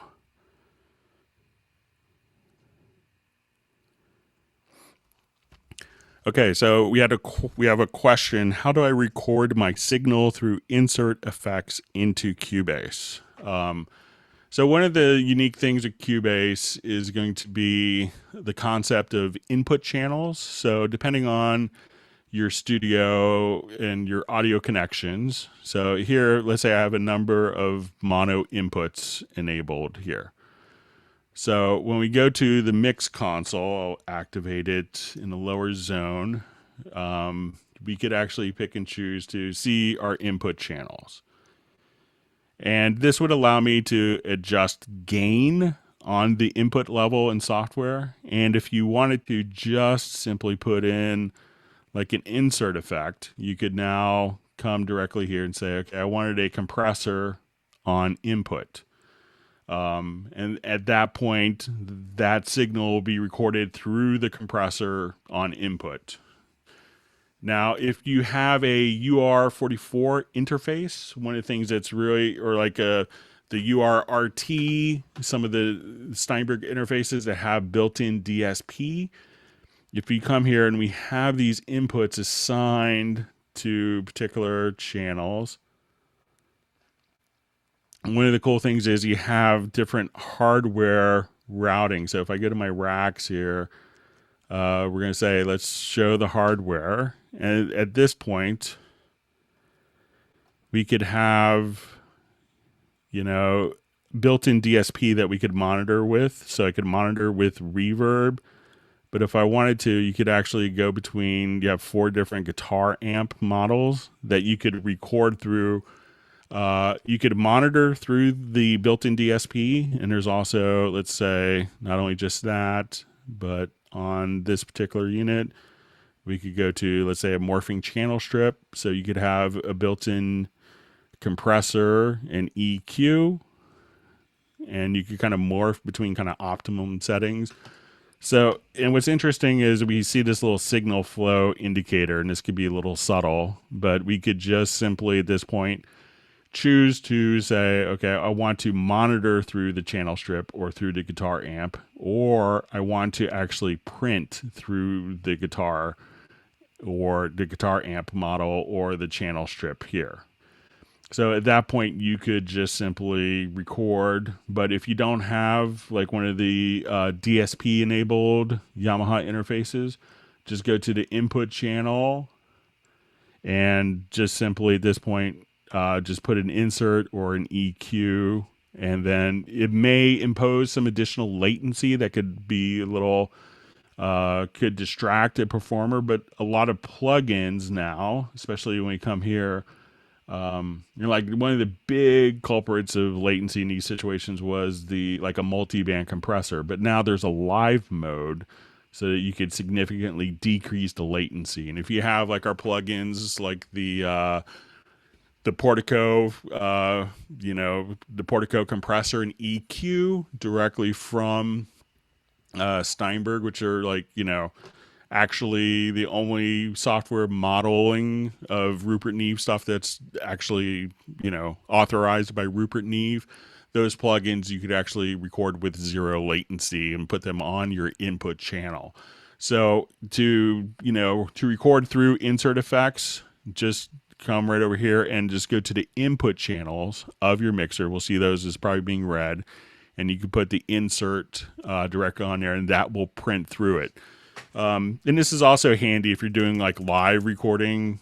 Like I remember I was fortunate enough to work on the first big Eric Clapton's Crossroads project, and I had to record from the front of house position. And I wasn't in a truck, and all I was hearing was directly from the front of house mains, and sometimes the bands would creep up. So what you could do is just as you see the signal increasing, I could just link my input channels and bring them down as necessary, like between songs or something like that, just to make sure that we weren't clipping as well. So to have the signal on input, just go to the input channel and put the plug in there. Realize that it may cause some additional latency.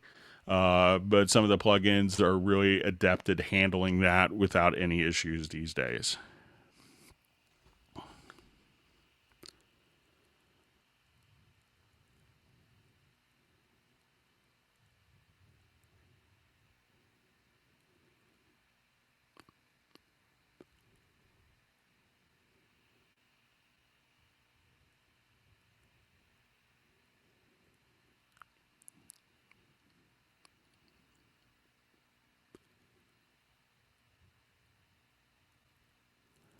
Okay, so we had a question from Lee Freer. Is Q-Link function only available in the mixer device? I've recently updated to latest Cubase and had troubles distributing input connections to audio tracks from the arrange window on a laptop. So let's go ahead and take a look. It may not be Q-Link, but it is kind of the same functionality. So let's say if I wanted to go to my inspector for the track, and let's say I wanted to take all of these tracks and route them to my right output. So here I would hold down Alt or Option plus Shift and select. And now when we go to look at the outputs for all the different tracks, they will all be kind of set up directly to the right of the stereo output. So if I select all the tracks again here and do Alt Shift, and let's say I want to put them to no bus for my outputs.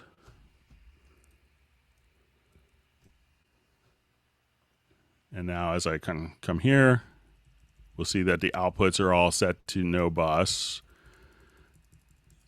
So sometimes it seems a little counterintuitive. A standard computer convention may be to use Shift instead, but Alt Shift is kind of enables the to set it to the same values. But if I wanted to ripple or kind of increment the inputs, let's say, I could hold down just Shift for the selected.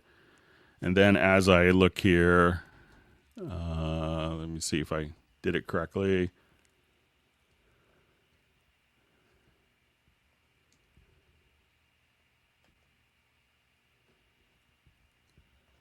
So if I hold down Shift, Then it'll be mono into 3, 4, 5, 6, 7, 8, 9, 10.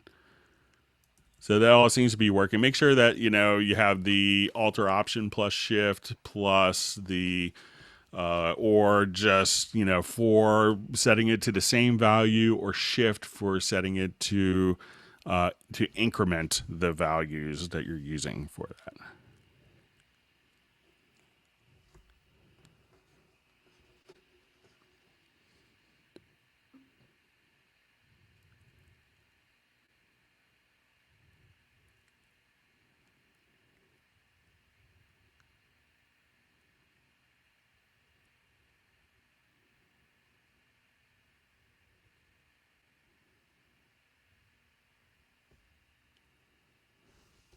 All right, I'm just reading through some different comments here.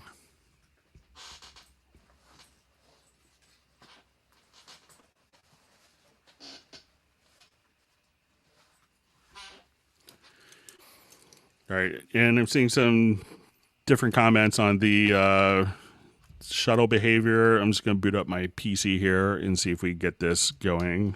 Just bear with me a second, because this has my laptop PC has a numeric keypad.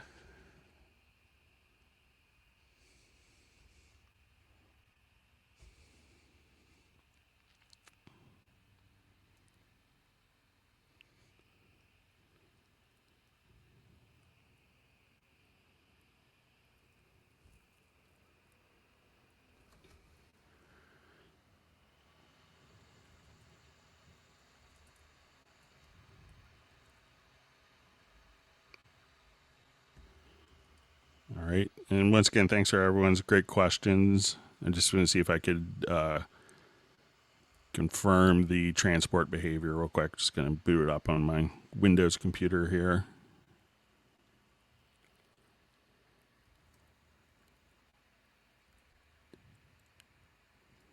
All right. So I'll come back to the transport behavior, but I think it's just the 0 key on the numeric keypad. So let's come over here.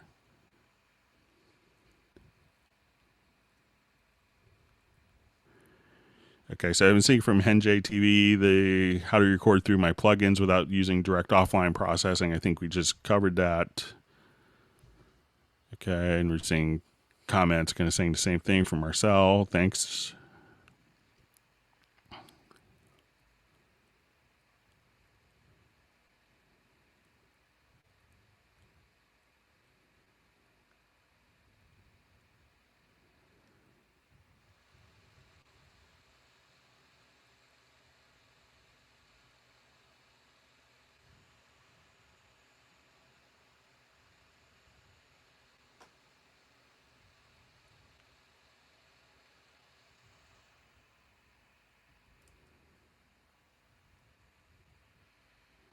All right, so it's just saying about getting back to the Ableton question about the folding.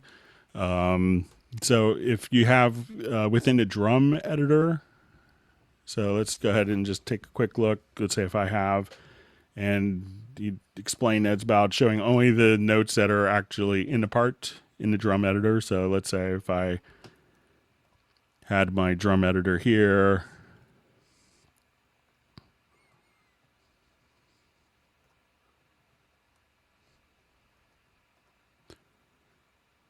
and I don't want to see all the empty notes. If we come directly here, we go to the drum visibility agents and say, show only drum sounds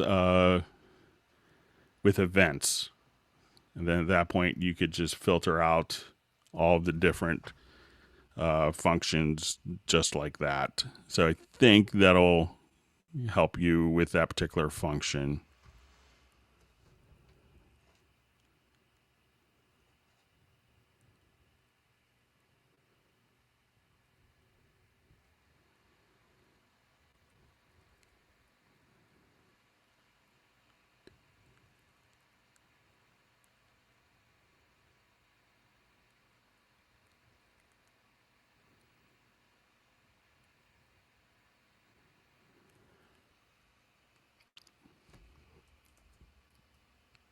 All right, so getting back to a question about the expression maps, and it says setting up expression maps for VSTI with more articulation than it can load. For example, the instrument only loads 4 articulations per instance, but it has 8.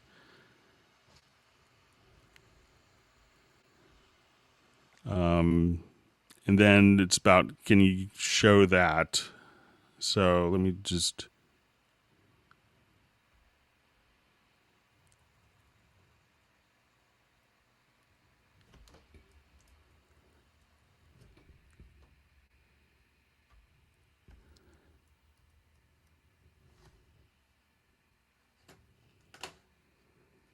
All right, sorry, just jump it back here.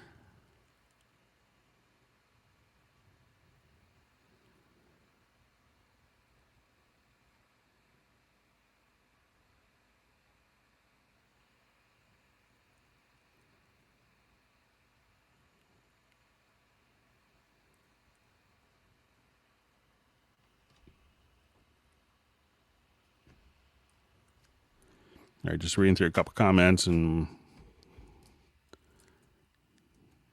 just going to load up a quick project here in...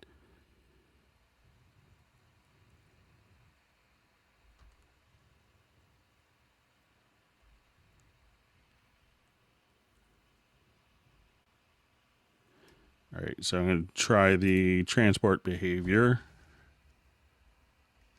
on my other computer.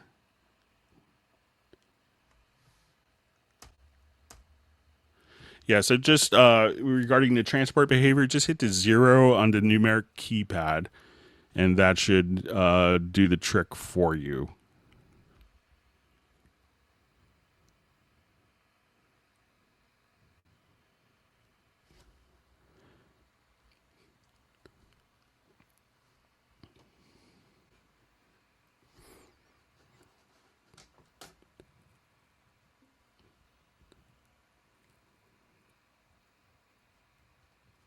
All right, so sorry, I had a little drop out on my monitoring computer with comments, so let me just sneak back.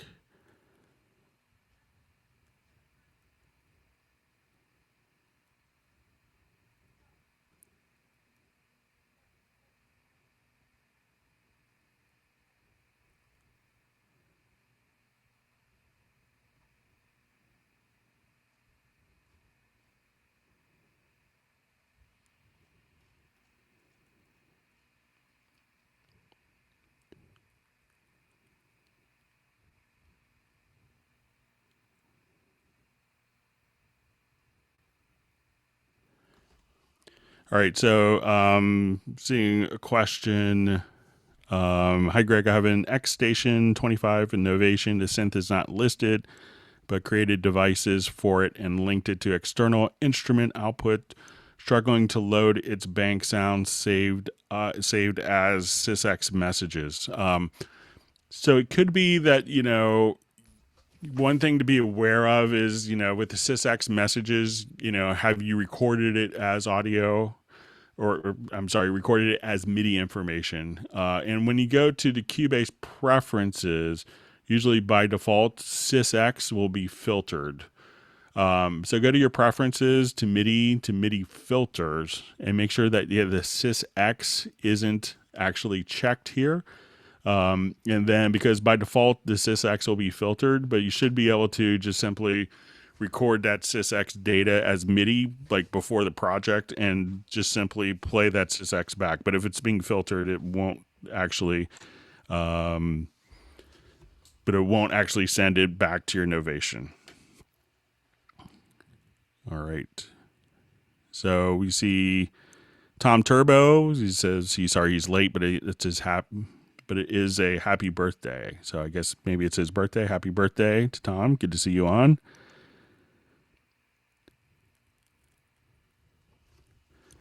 Okay, so we have a question. What is the easiest way to input scrolling lyrics that follow the song line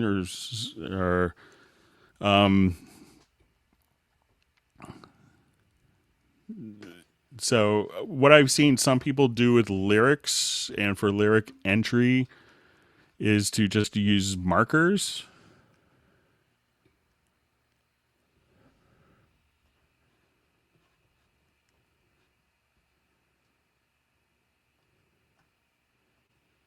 And then what they do is just simply add a marker. And if you keep the marker window open, under description is just enter like the first few words of each line.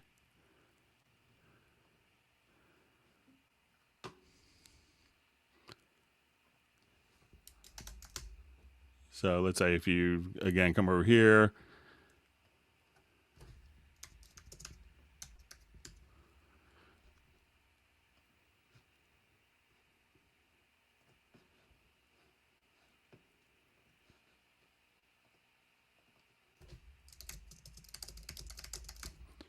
and this way, when they want to jump to particular parts of the song via lyric, they could actually, when you have the marker track selected here, you know, you could just say, okay, we want to go to where to say, hey, you, or to go this, and then just kind of navigate accordingly. So I've seen people do that, but it's not necessarily kind of scrolling along with the timeline. But I know a lot of engineers do that, especially when doing vocal sessions, to make life a little easier for navigation.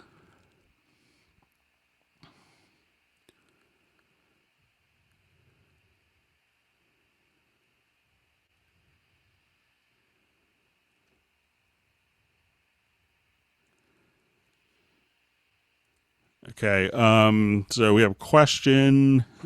Just out of curiosity, is there a way to record the audio scrub tool? I want to say that there is some sneaky way of doing this. Let me just see if I can. You know, if you're looking for kind of like a tape stop effect, you know, a great one, maybe a lot of people don't know, is if you go, and it's kind of confusingly in the other category because it kind of is others, the loop mash effects. And this would allow you to have different tape stop effects. But I'm trying to remember if there's a clever way to, let me just make sure I have this set up correctly for this. Okay.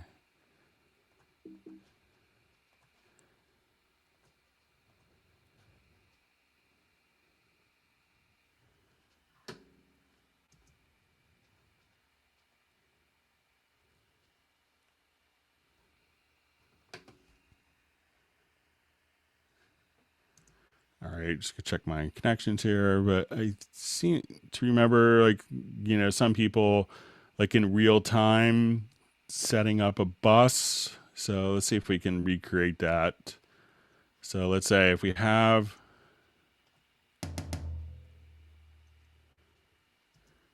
all right, I'll just revert this very quick.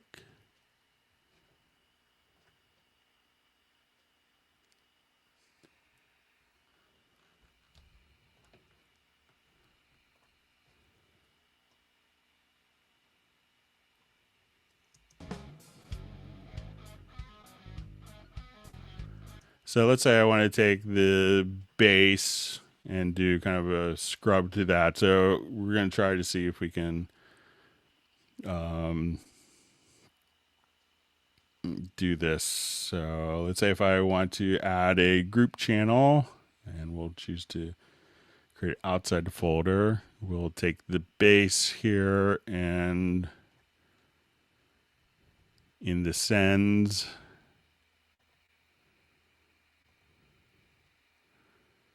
send it to the group,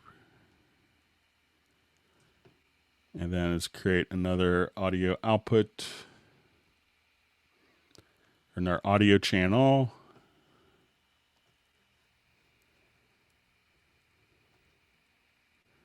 And we want its input to come from the group we just created.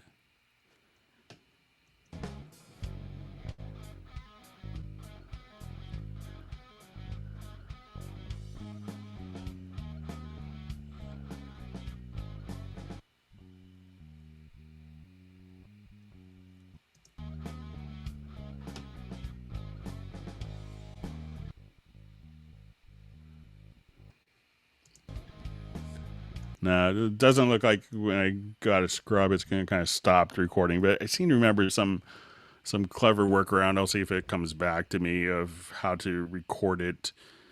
You could put it into like, you can put the track into one other method that people use for those types of things. Let's say if I want to take the bass track, and let's say if I add a tempo track directly below it, and let's say I'll activate my tempo track, and we could select the bass and put it into like a tape machine algorithm.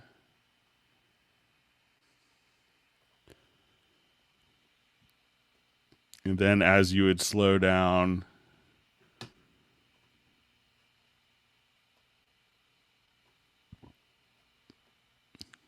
as you slow down the tape, the pitch would change, and you could do this kind of.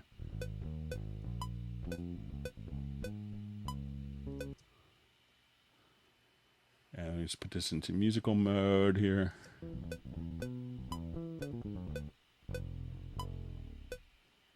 So you could do like some fast tempo changes like that once it's in tape mode. So let's say if I wanted to change even my lower value here, and on one particular note, just kind of draw in some tape, and this would be like an analog tape machine. So you could do stuff like that to kind of get that sound, but I'll try to think if I can remember another way of recording the scrub tool creatively.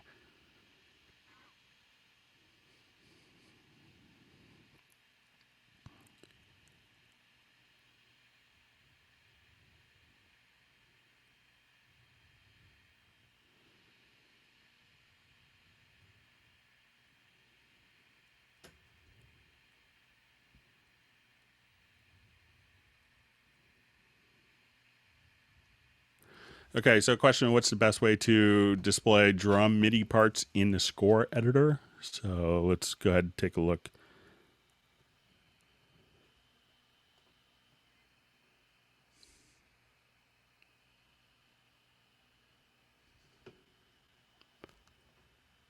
So let's say if we had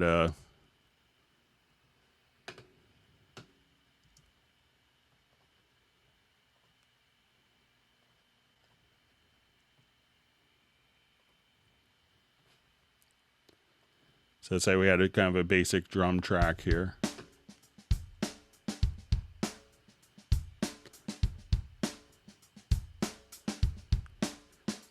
So if you wanted to, you could just say, okay, I want to take this and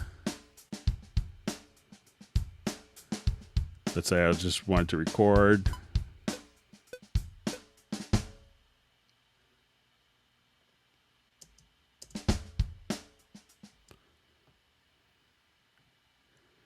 All right, so I'll just do a quick punch in here.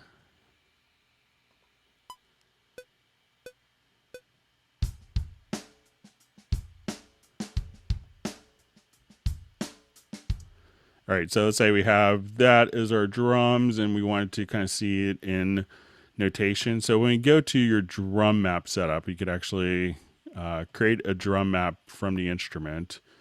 So now when we have our drum map set up here, we could say, I wanted my kick to be on C1, but maybe to notate onto my display note. I wanted it to be on, let's say, F1, my snare onto C1. I'm forgetting my actual drum notation, and we could see your kind of different note head shapes here.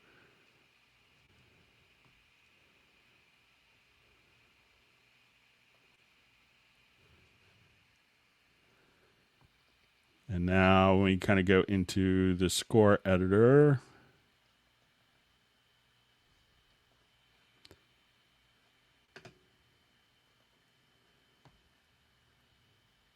you could just kind of see the different drum notation parts laid out for you right there if you get the kind of the correct pitches. But what you want to do is within the drum map setup is to set these so you could change the note head shape for each drum. Take the incoming pitch and change that. So let's say if I want to do maybe F2, let's try C3 for this. And let's say our open hi-hat,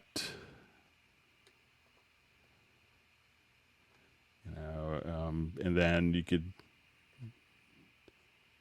say G3, something like that. Let's say.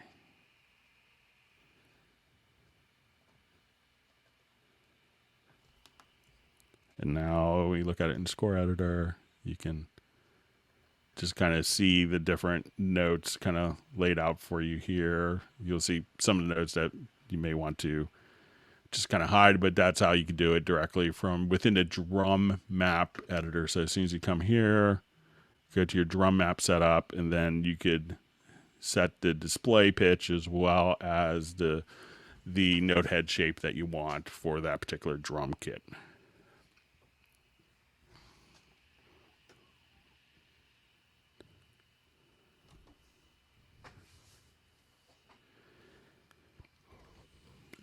So I see a question in Cubase 10, we're going to be able to color our channel strip in the mix console. I know, we've mentioned this before in other Hangouts, so I know that the developers and product planning is aware of it. I'm not sure if it's going to be implemented, but I'll pass it on again.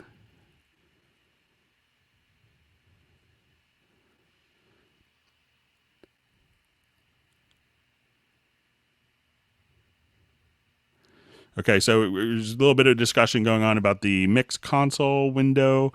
Then all you're seeing is the stereo in and stereo out when trying to use the different inputs. So if you're at that stage, you want to go to your audio connections. And if you have just stereo in, stereo out, like I do here, what you need to do is just click on add bus, and then you could see, you could add, like 6 mono in, 6 stereo ins, and then they'll all be here where you could assign the various inputs and outputs that you want for that. So for Henjay TV, I think that should make sense. So give that a try and see if that makes a little more sense.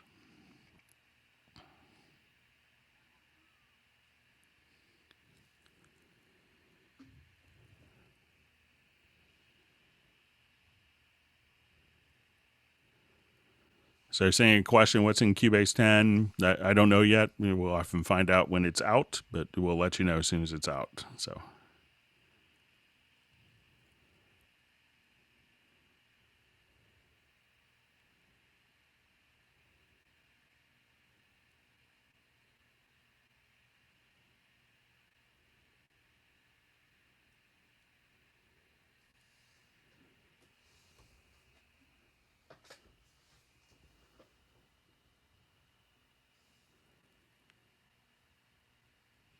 All right, just reading through comments here.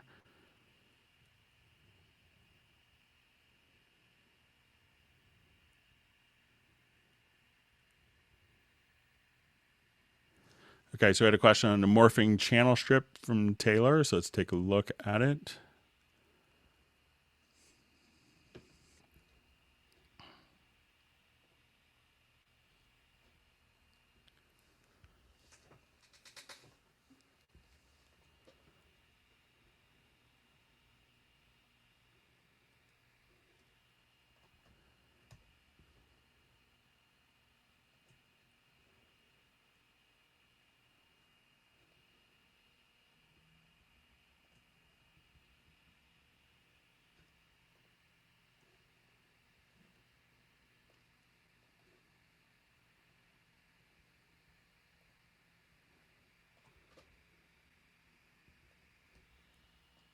Okay, let me just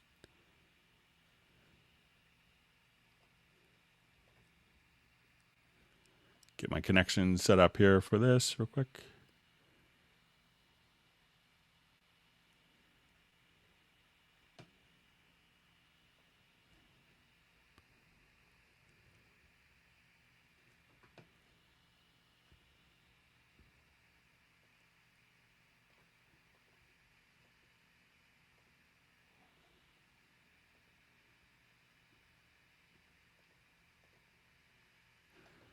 All right, so let me see. I just pulled up real quick as just one of the plugins.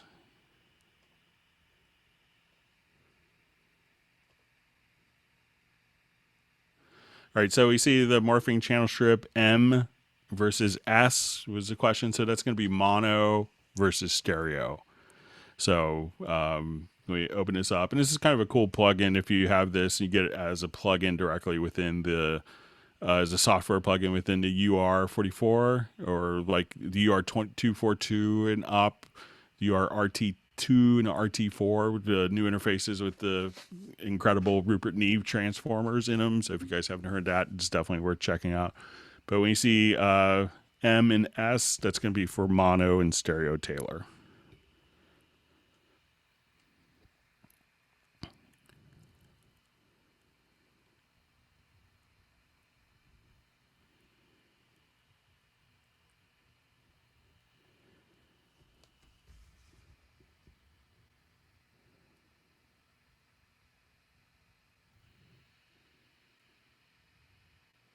All right, so just reading question on automation, see if I understand it correctly.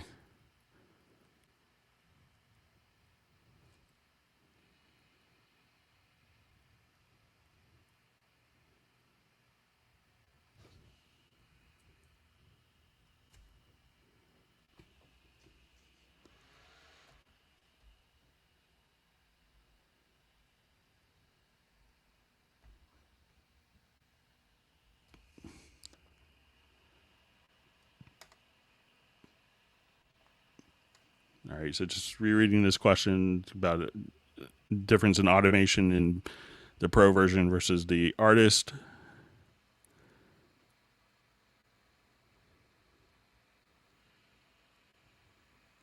So it's how hidden the data in the background, info on automation track and Cubase artist. So I think it's maybe regarding hiding the waveforms. So let me see if we could figure that out for you real quick.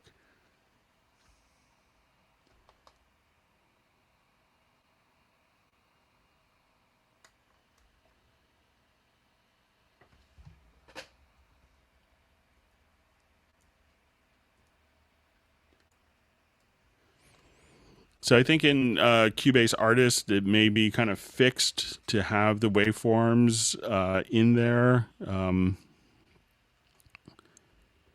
But let me just take a quick look at somewhere else real quick.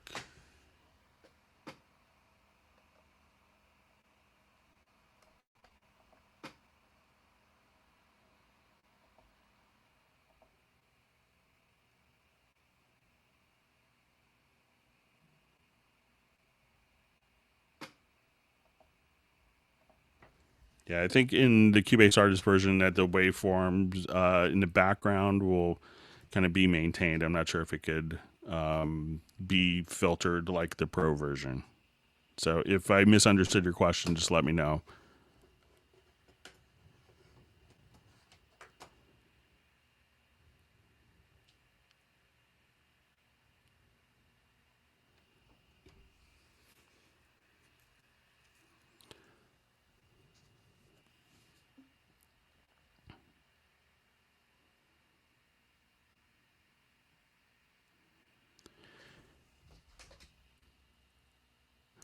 All right, so just reading a question. When triggering different parts in the arranger track with MIDI notes using a generic remote, is there a way to record the MIDI triggering into the arranger chain? You might want to, I haven't ever tried doing this, but if you get a MIDI loopback device, you may be able to record the MIDI back into it,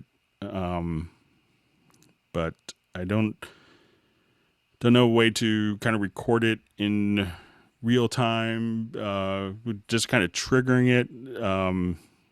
But I don't know. You might have to do a MIDI loopback, and I could play around with it. And I don't have a loopback kind of installed on my computer. But if you want to email me, and this is Oculus Music, I could kind of play around. So I understand you want to kind of perform with the arrangement and then have it recorded. but I'll play around with that when I get kind of a Loopback software installed.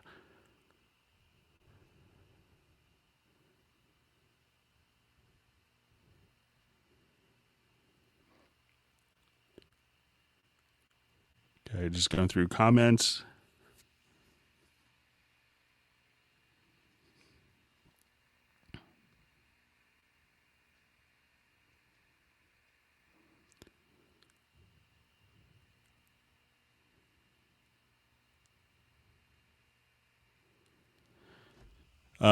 So seeing a question from Robbie, after I did a Cubase update 9.5 and UAD update, audio will not play back without heavy dropouts, but I don't have any issue when I do the same in 9.0. Is there a rational reason?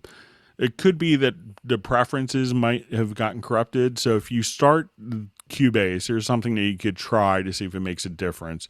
And it could be, some other settings, so if you go to your studio setup and go to your VST audio system, make sure that these settings are kind of the same, especially in kind of this particular section. I haven't worked with the UAD stuff in a while.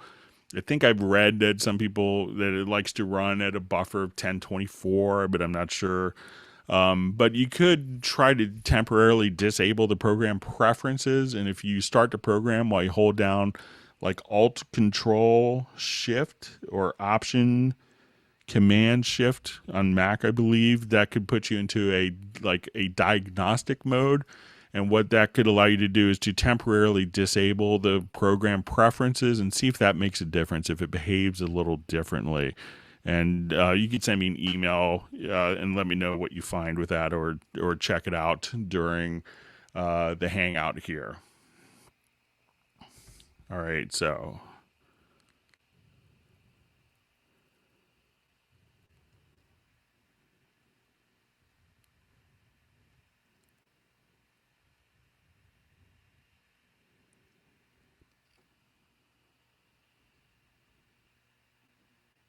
All right, just going through different questions here. Okay, so a question from Greg McCarty. Good to see you, Greg, on the Hangout. To lower the volume of an entire mix, should you just lower the master fader or use VCA faders? You're fine probably doing everything at the master fader level. So I think your master fader would be the best solution for that, because it's not going to, I think that's the most sensible approach to that.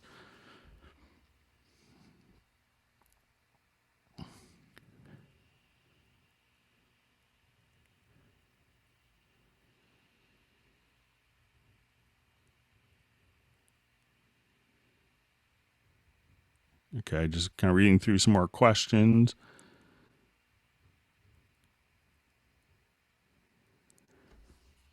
Okay, so question is, how do I get sample sound from my drum track on the right? There's a couple different ways you could trigger drums from samples on the right-hand side. So if we do a new project,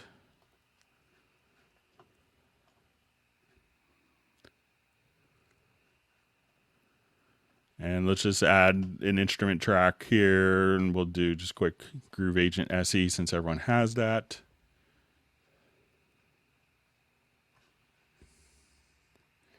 And I'll just come over here to my media and let's do different drum samples. So let's say as I'm kind of listening to, and let's say I'm looking for kick.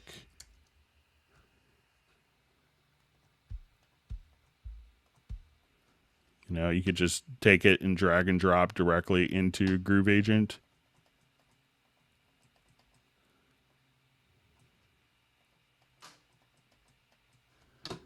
And let me just make sure his connections are set up again real quick.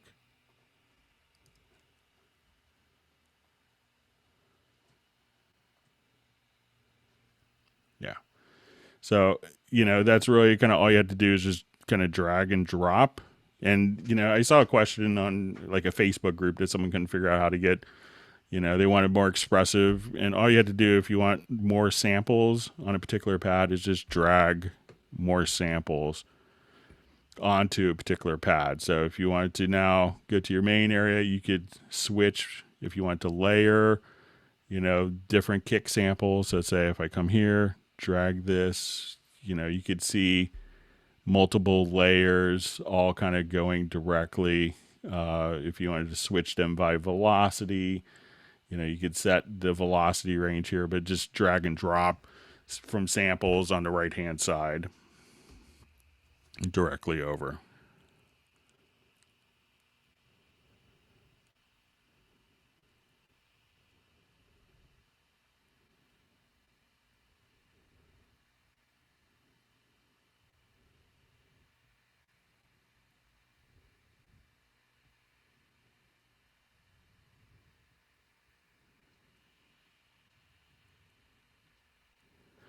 Okay, so we have a question. Is it true that you only have 128 levels with external MIDI controller, for example, velocity? Yeah, so with MIDI, you know, generally you have 128 values. So it's going to be a you know, a binary solution like that. So, you know, your MIDI notes, you only have 128 MIDI notes. Each note can have 128 values of velocity. So, and most controllers, you know, go from values of 0 to 127. So that's just kind of the nature of MIDI. So that is true.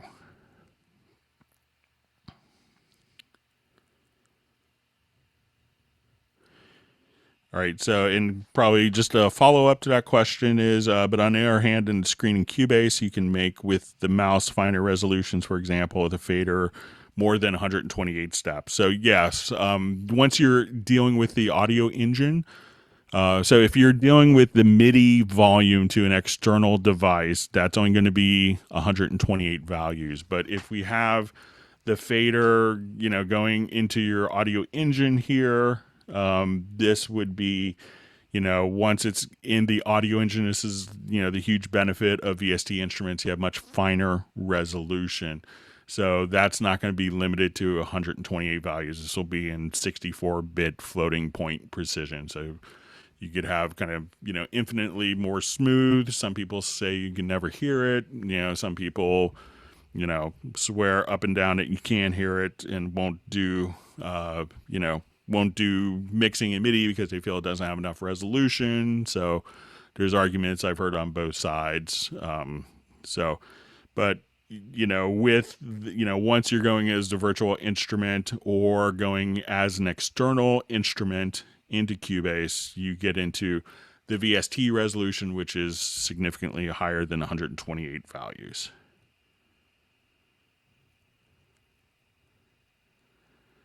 Okay, so we had a question. Can you explain how to use the Cubase patch library features and how to set up for external hardware synths?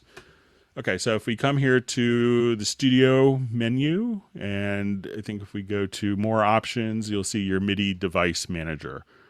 So I'll just go ahead and remove a device. So let's say I want to install a device. So let's say I want my Chord O5RW, great module from 90s. I could tell it where it's connected to. So I installed a device, and you could make your own scripts. There's also, you know, you basically use Excel to go through all the patches if you wanted to and save it as a text file and import it. But once we have the installed device, and there's also a ton of them freely available online, I can now just add a MIDI track. I want this to go out of my O5RW. And then I could just click here, and then I could see all of my patch names directly for that particular device, all my drum kits, everything just laid out for me right there. And I could just select that patch name, and it will send an appropriate program change and bank change if necessary to have that instrument automatically see all of your different project, all of your different sounds.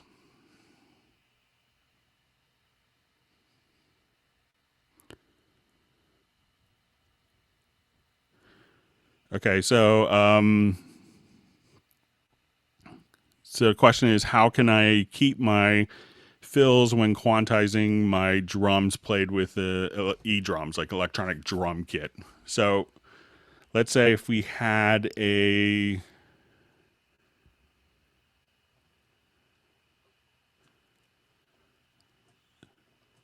So let's say if I have a particular drum part here,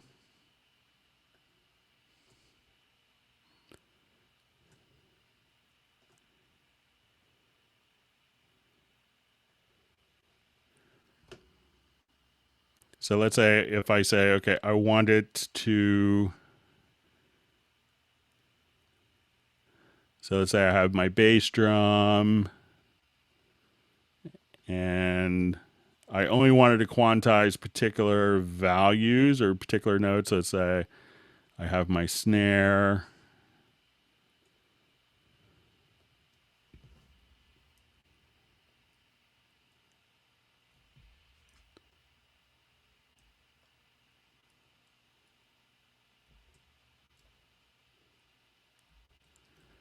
And let's just say we'll have our closed hi-hat.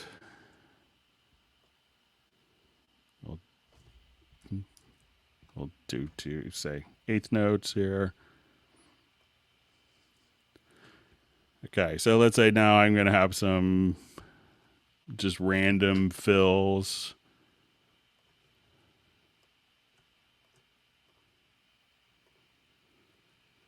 Okay, so what I see is I have F sharp 1 for my hi-hat, let's say D1, C1. So if I wanted to quantize only those particular notes and not the toms, you could create a logical editor preset. So at this point, we could say under the MIDI menu, go to logical editor, and what we could do is we're going to basically just select the particular notes. So we want to say select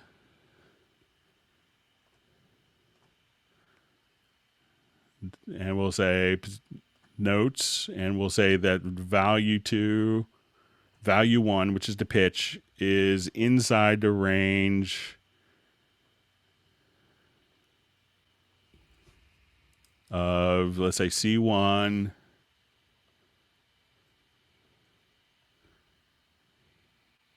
to F sharp 2. So what this could allow me to do is basically I just want to select only those particular notes. So if I come here,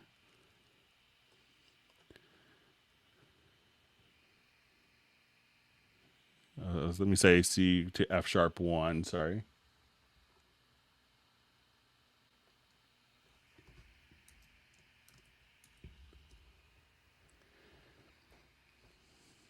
Okay, so now what we want to do is to select events that are within the range of the pitch C1 to F sharp 1, and that would select only those particular notes. So if I just wanted to come here, let's say,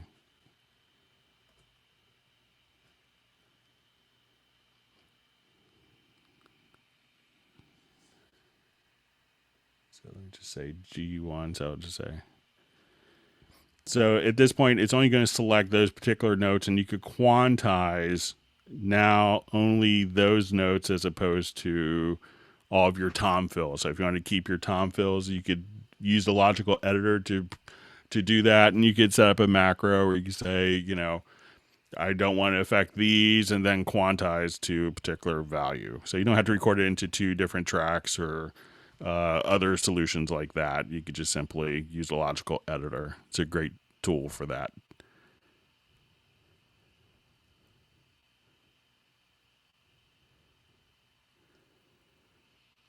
So seeing, sorry, Greg, I've installed by mistake the Halion Sonic 3. How to uninstall it without compromising the existing Halion Sonic SE. So I think if you just do an uninstall, the Halion Sonic SE will still remain intact.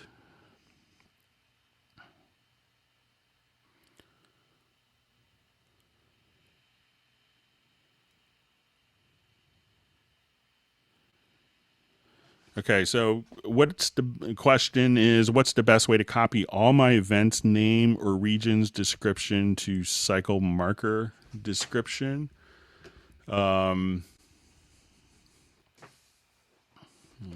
let's see if let's say if we have like an event name. So let me just create some events here and see if we can do this maybe in a project logical editor.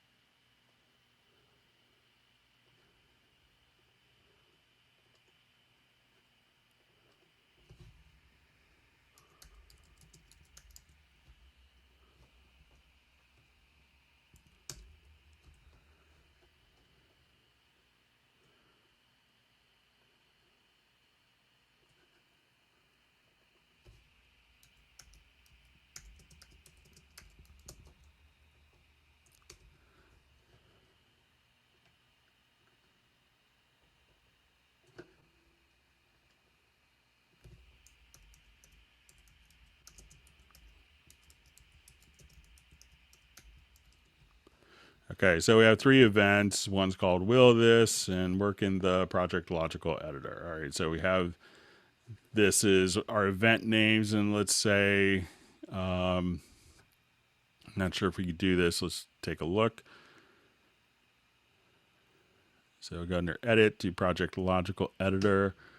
Um,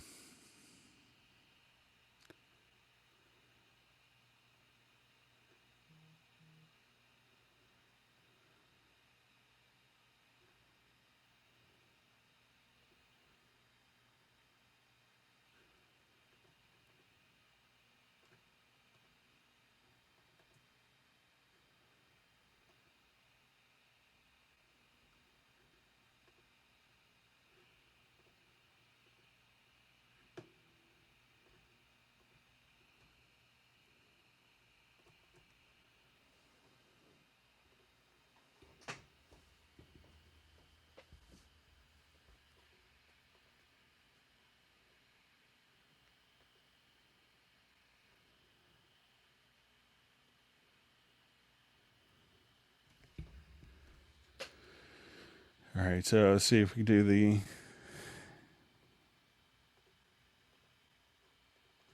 So I think we're going to do container type is equal to the event, and let's see if we could do the name.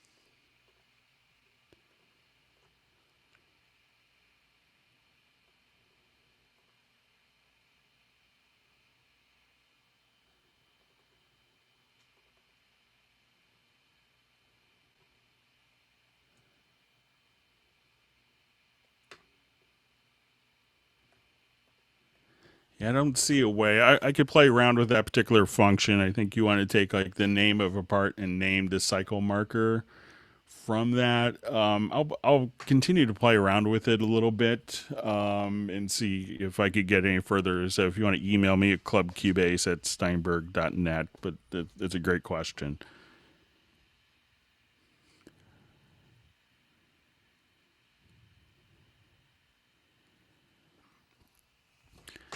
A couple of months ago, I read that Nuendo possibly was going to get shorter release cycles to be more in sync with Cubase. Do you have any more details about that? So they're always looking to make sure that the release is as close as possible. So I think it's something that they're always working on.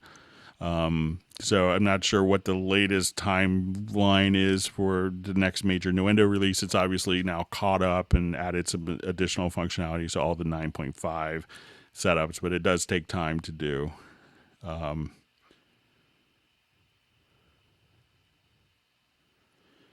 Okay, so and again, we have a question about how to put stereo effects, guitar rig, delay on an input channel and record into Cubase as a stereo audio track. So if you want to put a stereo effect really what you have to do is just to simply come over here, go to your audio connections, go to inputs, make sure you have your stereo input. So let's say if we have this kind of set here, go into the mix console, and then on your stereo in, just put that as an insert, and then you could have your stereo effects recorded directly there.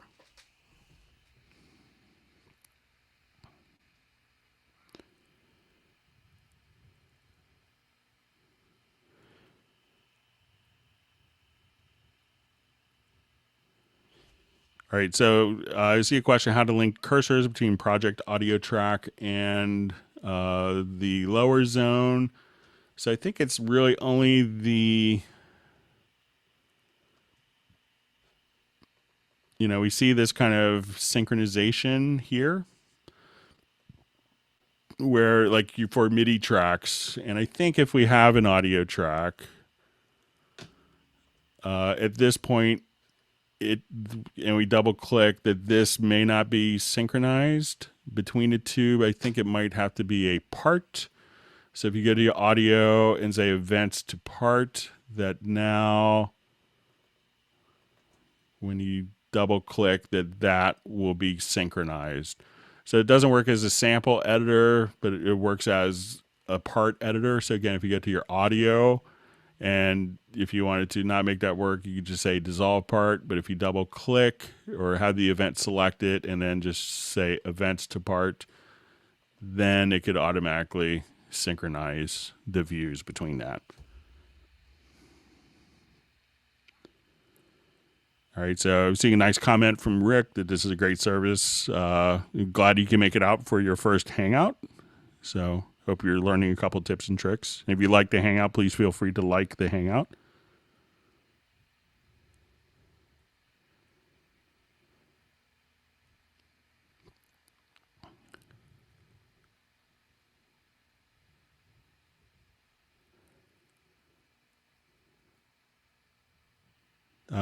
So just seeing a question from Taylor. Is there a way to export a full arrangement without flattening the arranger chain? So let's give it a shot.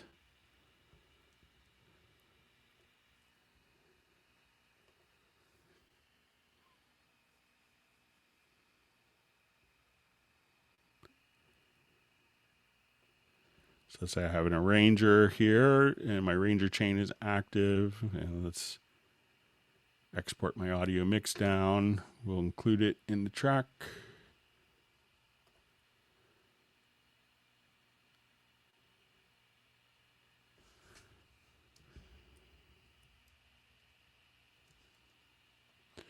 All right, so I think what I did is actually just exported it directly. I'm just going to extend my left and right locators here.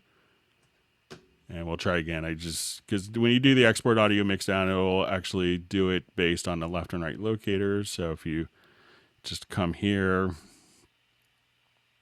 we could now just go to our audio mix down, and let's go ahead and export. We'll overwrite the previously error-ridden file.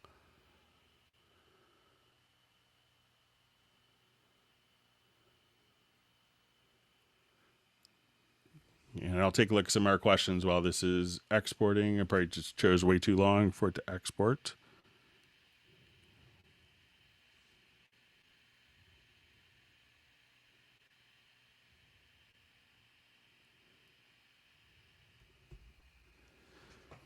Okay, so question from Greg. Is there a way to double click on an audio event and have the sample editor open in full screen and not just on the bottom? Which then means I have to click on the arrow to open full screen. Again, if you go to the preferences to editors, you could just set double click opens into separate window.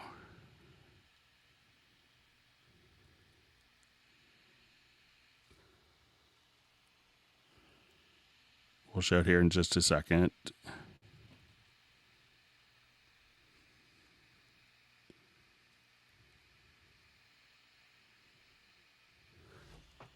Okay, so we didn't flatten the chain, and we'll take a look at our part.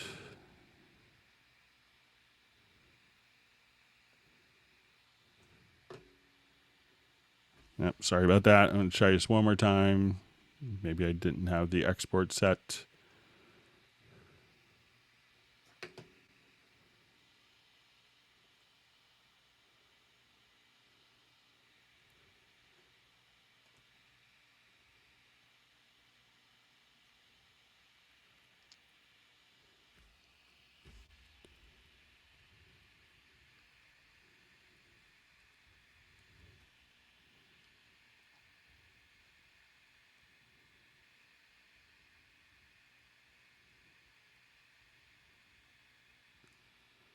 I'll try this one more time, see if we...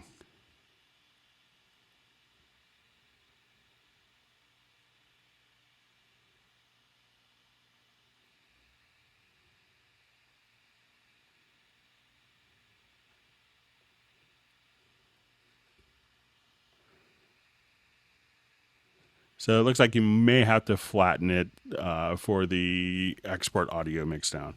So getting back to Greg's question about the preference. So again, just kind of come over here to preferences, editors, double click opens editor in a window. So now if I did this correctly, I could double click and it'll just open directly in a window, kind of like the previous behavior.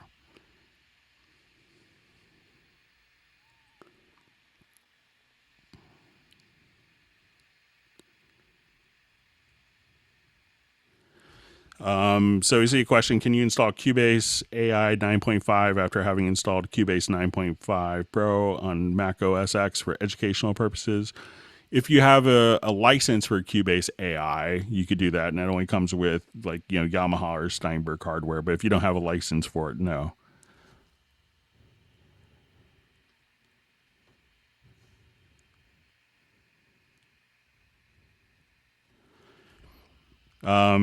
So I'm seeing a question, do you have any helpful tips when using the Yamaha Motif or the Mo XF VST plugin within Cubase? I think it pretty much works. So if you install it, you know, you'll see it here, but also if you have it installed as an external instrument, so where you have it connected here, you could just simply connect it to your audio interface if you're using a separate audio interface, and that could make it a little easier for you. So I'm seeing a question, so you can't use expression maps in Cubase Artist. I think that's one of the differences between the Cubase Pro and the Cubase Artist.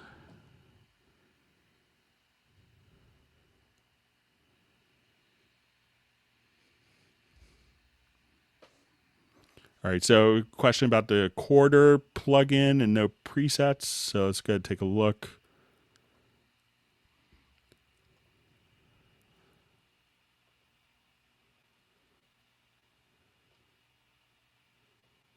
So here it kind of looks like there's a number of presets available. You know, and you could probably just, you know, and if you, sometimes I've seen where the presets won't be part of the, you know, where presets could get lost. If you run into that, just let me know. And I could send you a link if you email me at clubcubase@steinberg.net.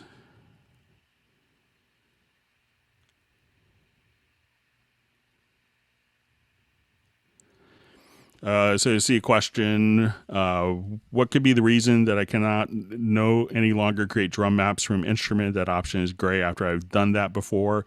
It really depends on the instrument. If the instrument is VST3, I believe it allows you to do that, but not every drum plugin has support for that. So, but all the Steinberg plugins do, but not all the plugins take advantage of all the VST3 capabilities.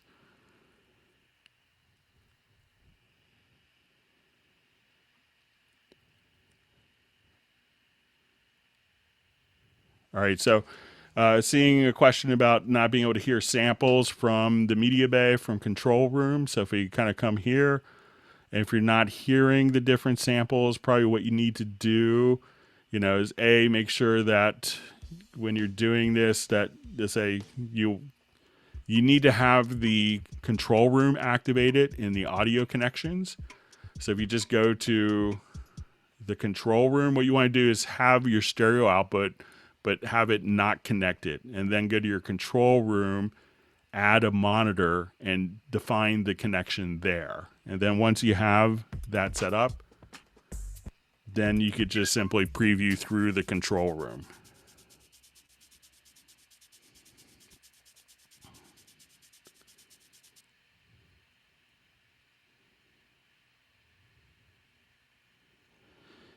So I'm seeing a question from Clay. What is the source for getting up to speed with Cubase and getting into some depth stuff as well?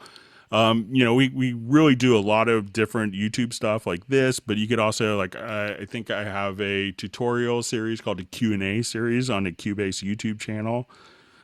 Check that out. You could definitely learn a lot.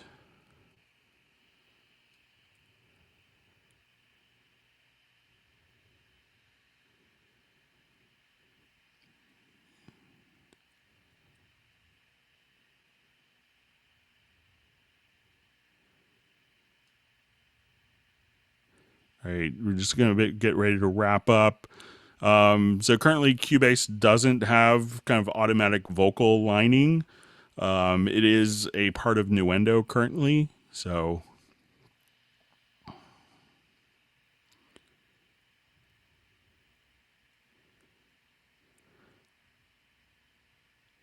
all right, so we're just about out of time. I just want to thank everyone for wonderful questions. I hope that everyone has learned a couple of tips or tricks. If you have liked the Hangout, please feel free to actually like the video and to subscribe to the channel. And we'll be doing it again in a couple weeks. So if you subscribe to the channel, you should be notified. Again, thanks everyone for wonderful questions, and I hope everyone's learned a couple of tips and tricks. But if you have any questions, you can feel free to mail them. I'm seeing your question, Robert, about Nuendo. If we could start with that on the next Hangout, and if there's particular things, I'm sorry we didn't get a chance to get to that. So just kind of seeing. All right, so with that, we'll go ahead and choose to wrap up. But we could definitely, the next Hangout, I'll put it in the list to kind of do very Nuendo specific things. I'm sorry we didn't get a chance to get to it. Just had a lot of questions, and I have to go pick up my son from camp. So I get him in time. But I appreciate everyone's great questions. I hope, again, everyone's learned something. And we'll see you the next time. And please take care. And we'll have fun making music and great audio with your Steinberg products.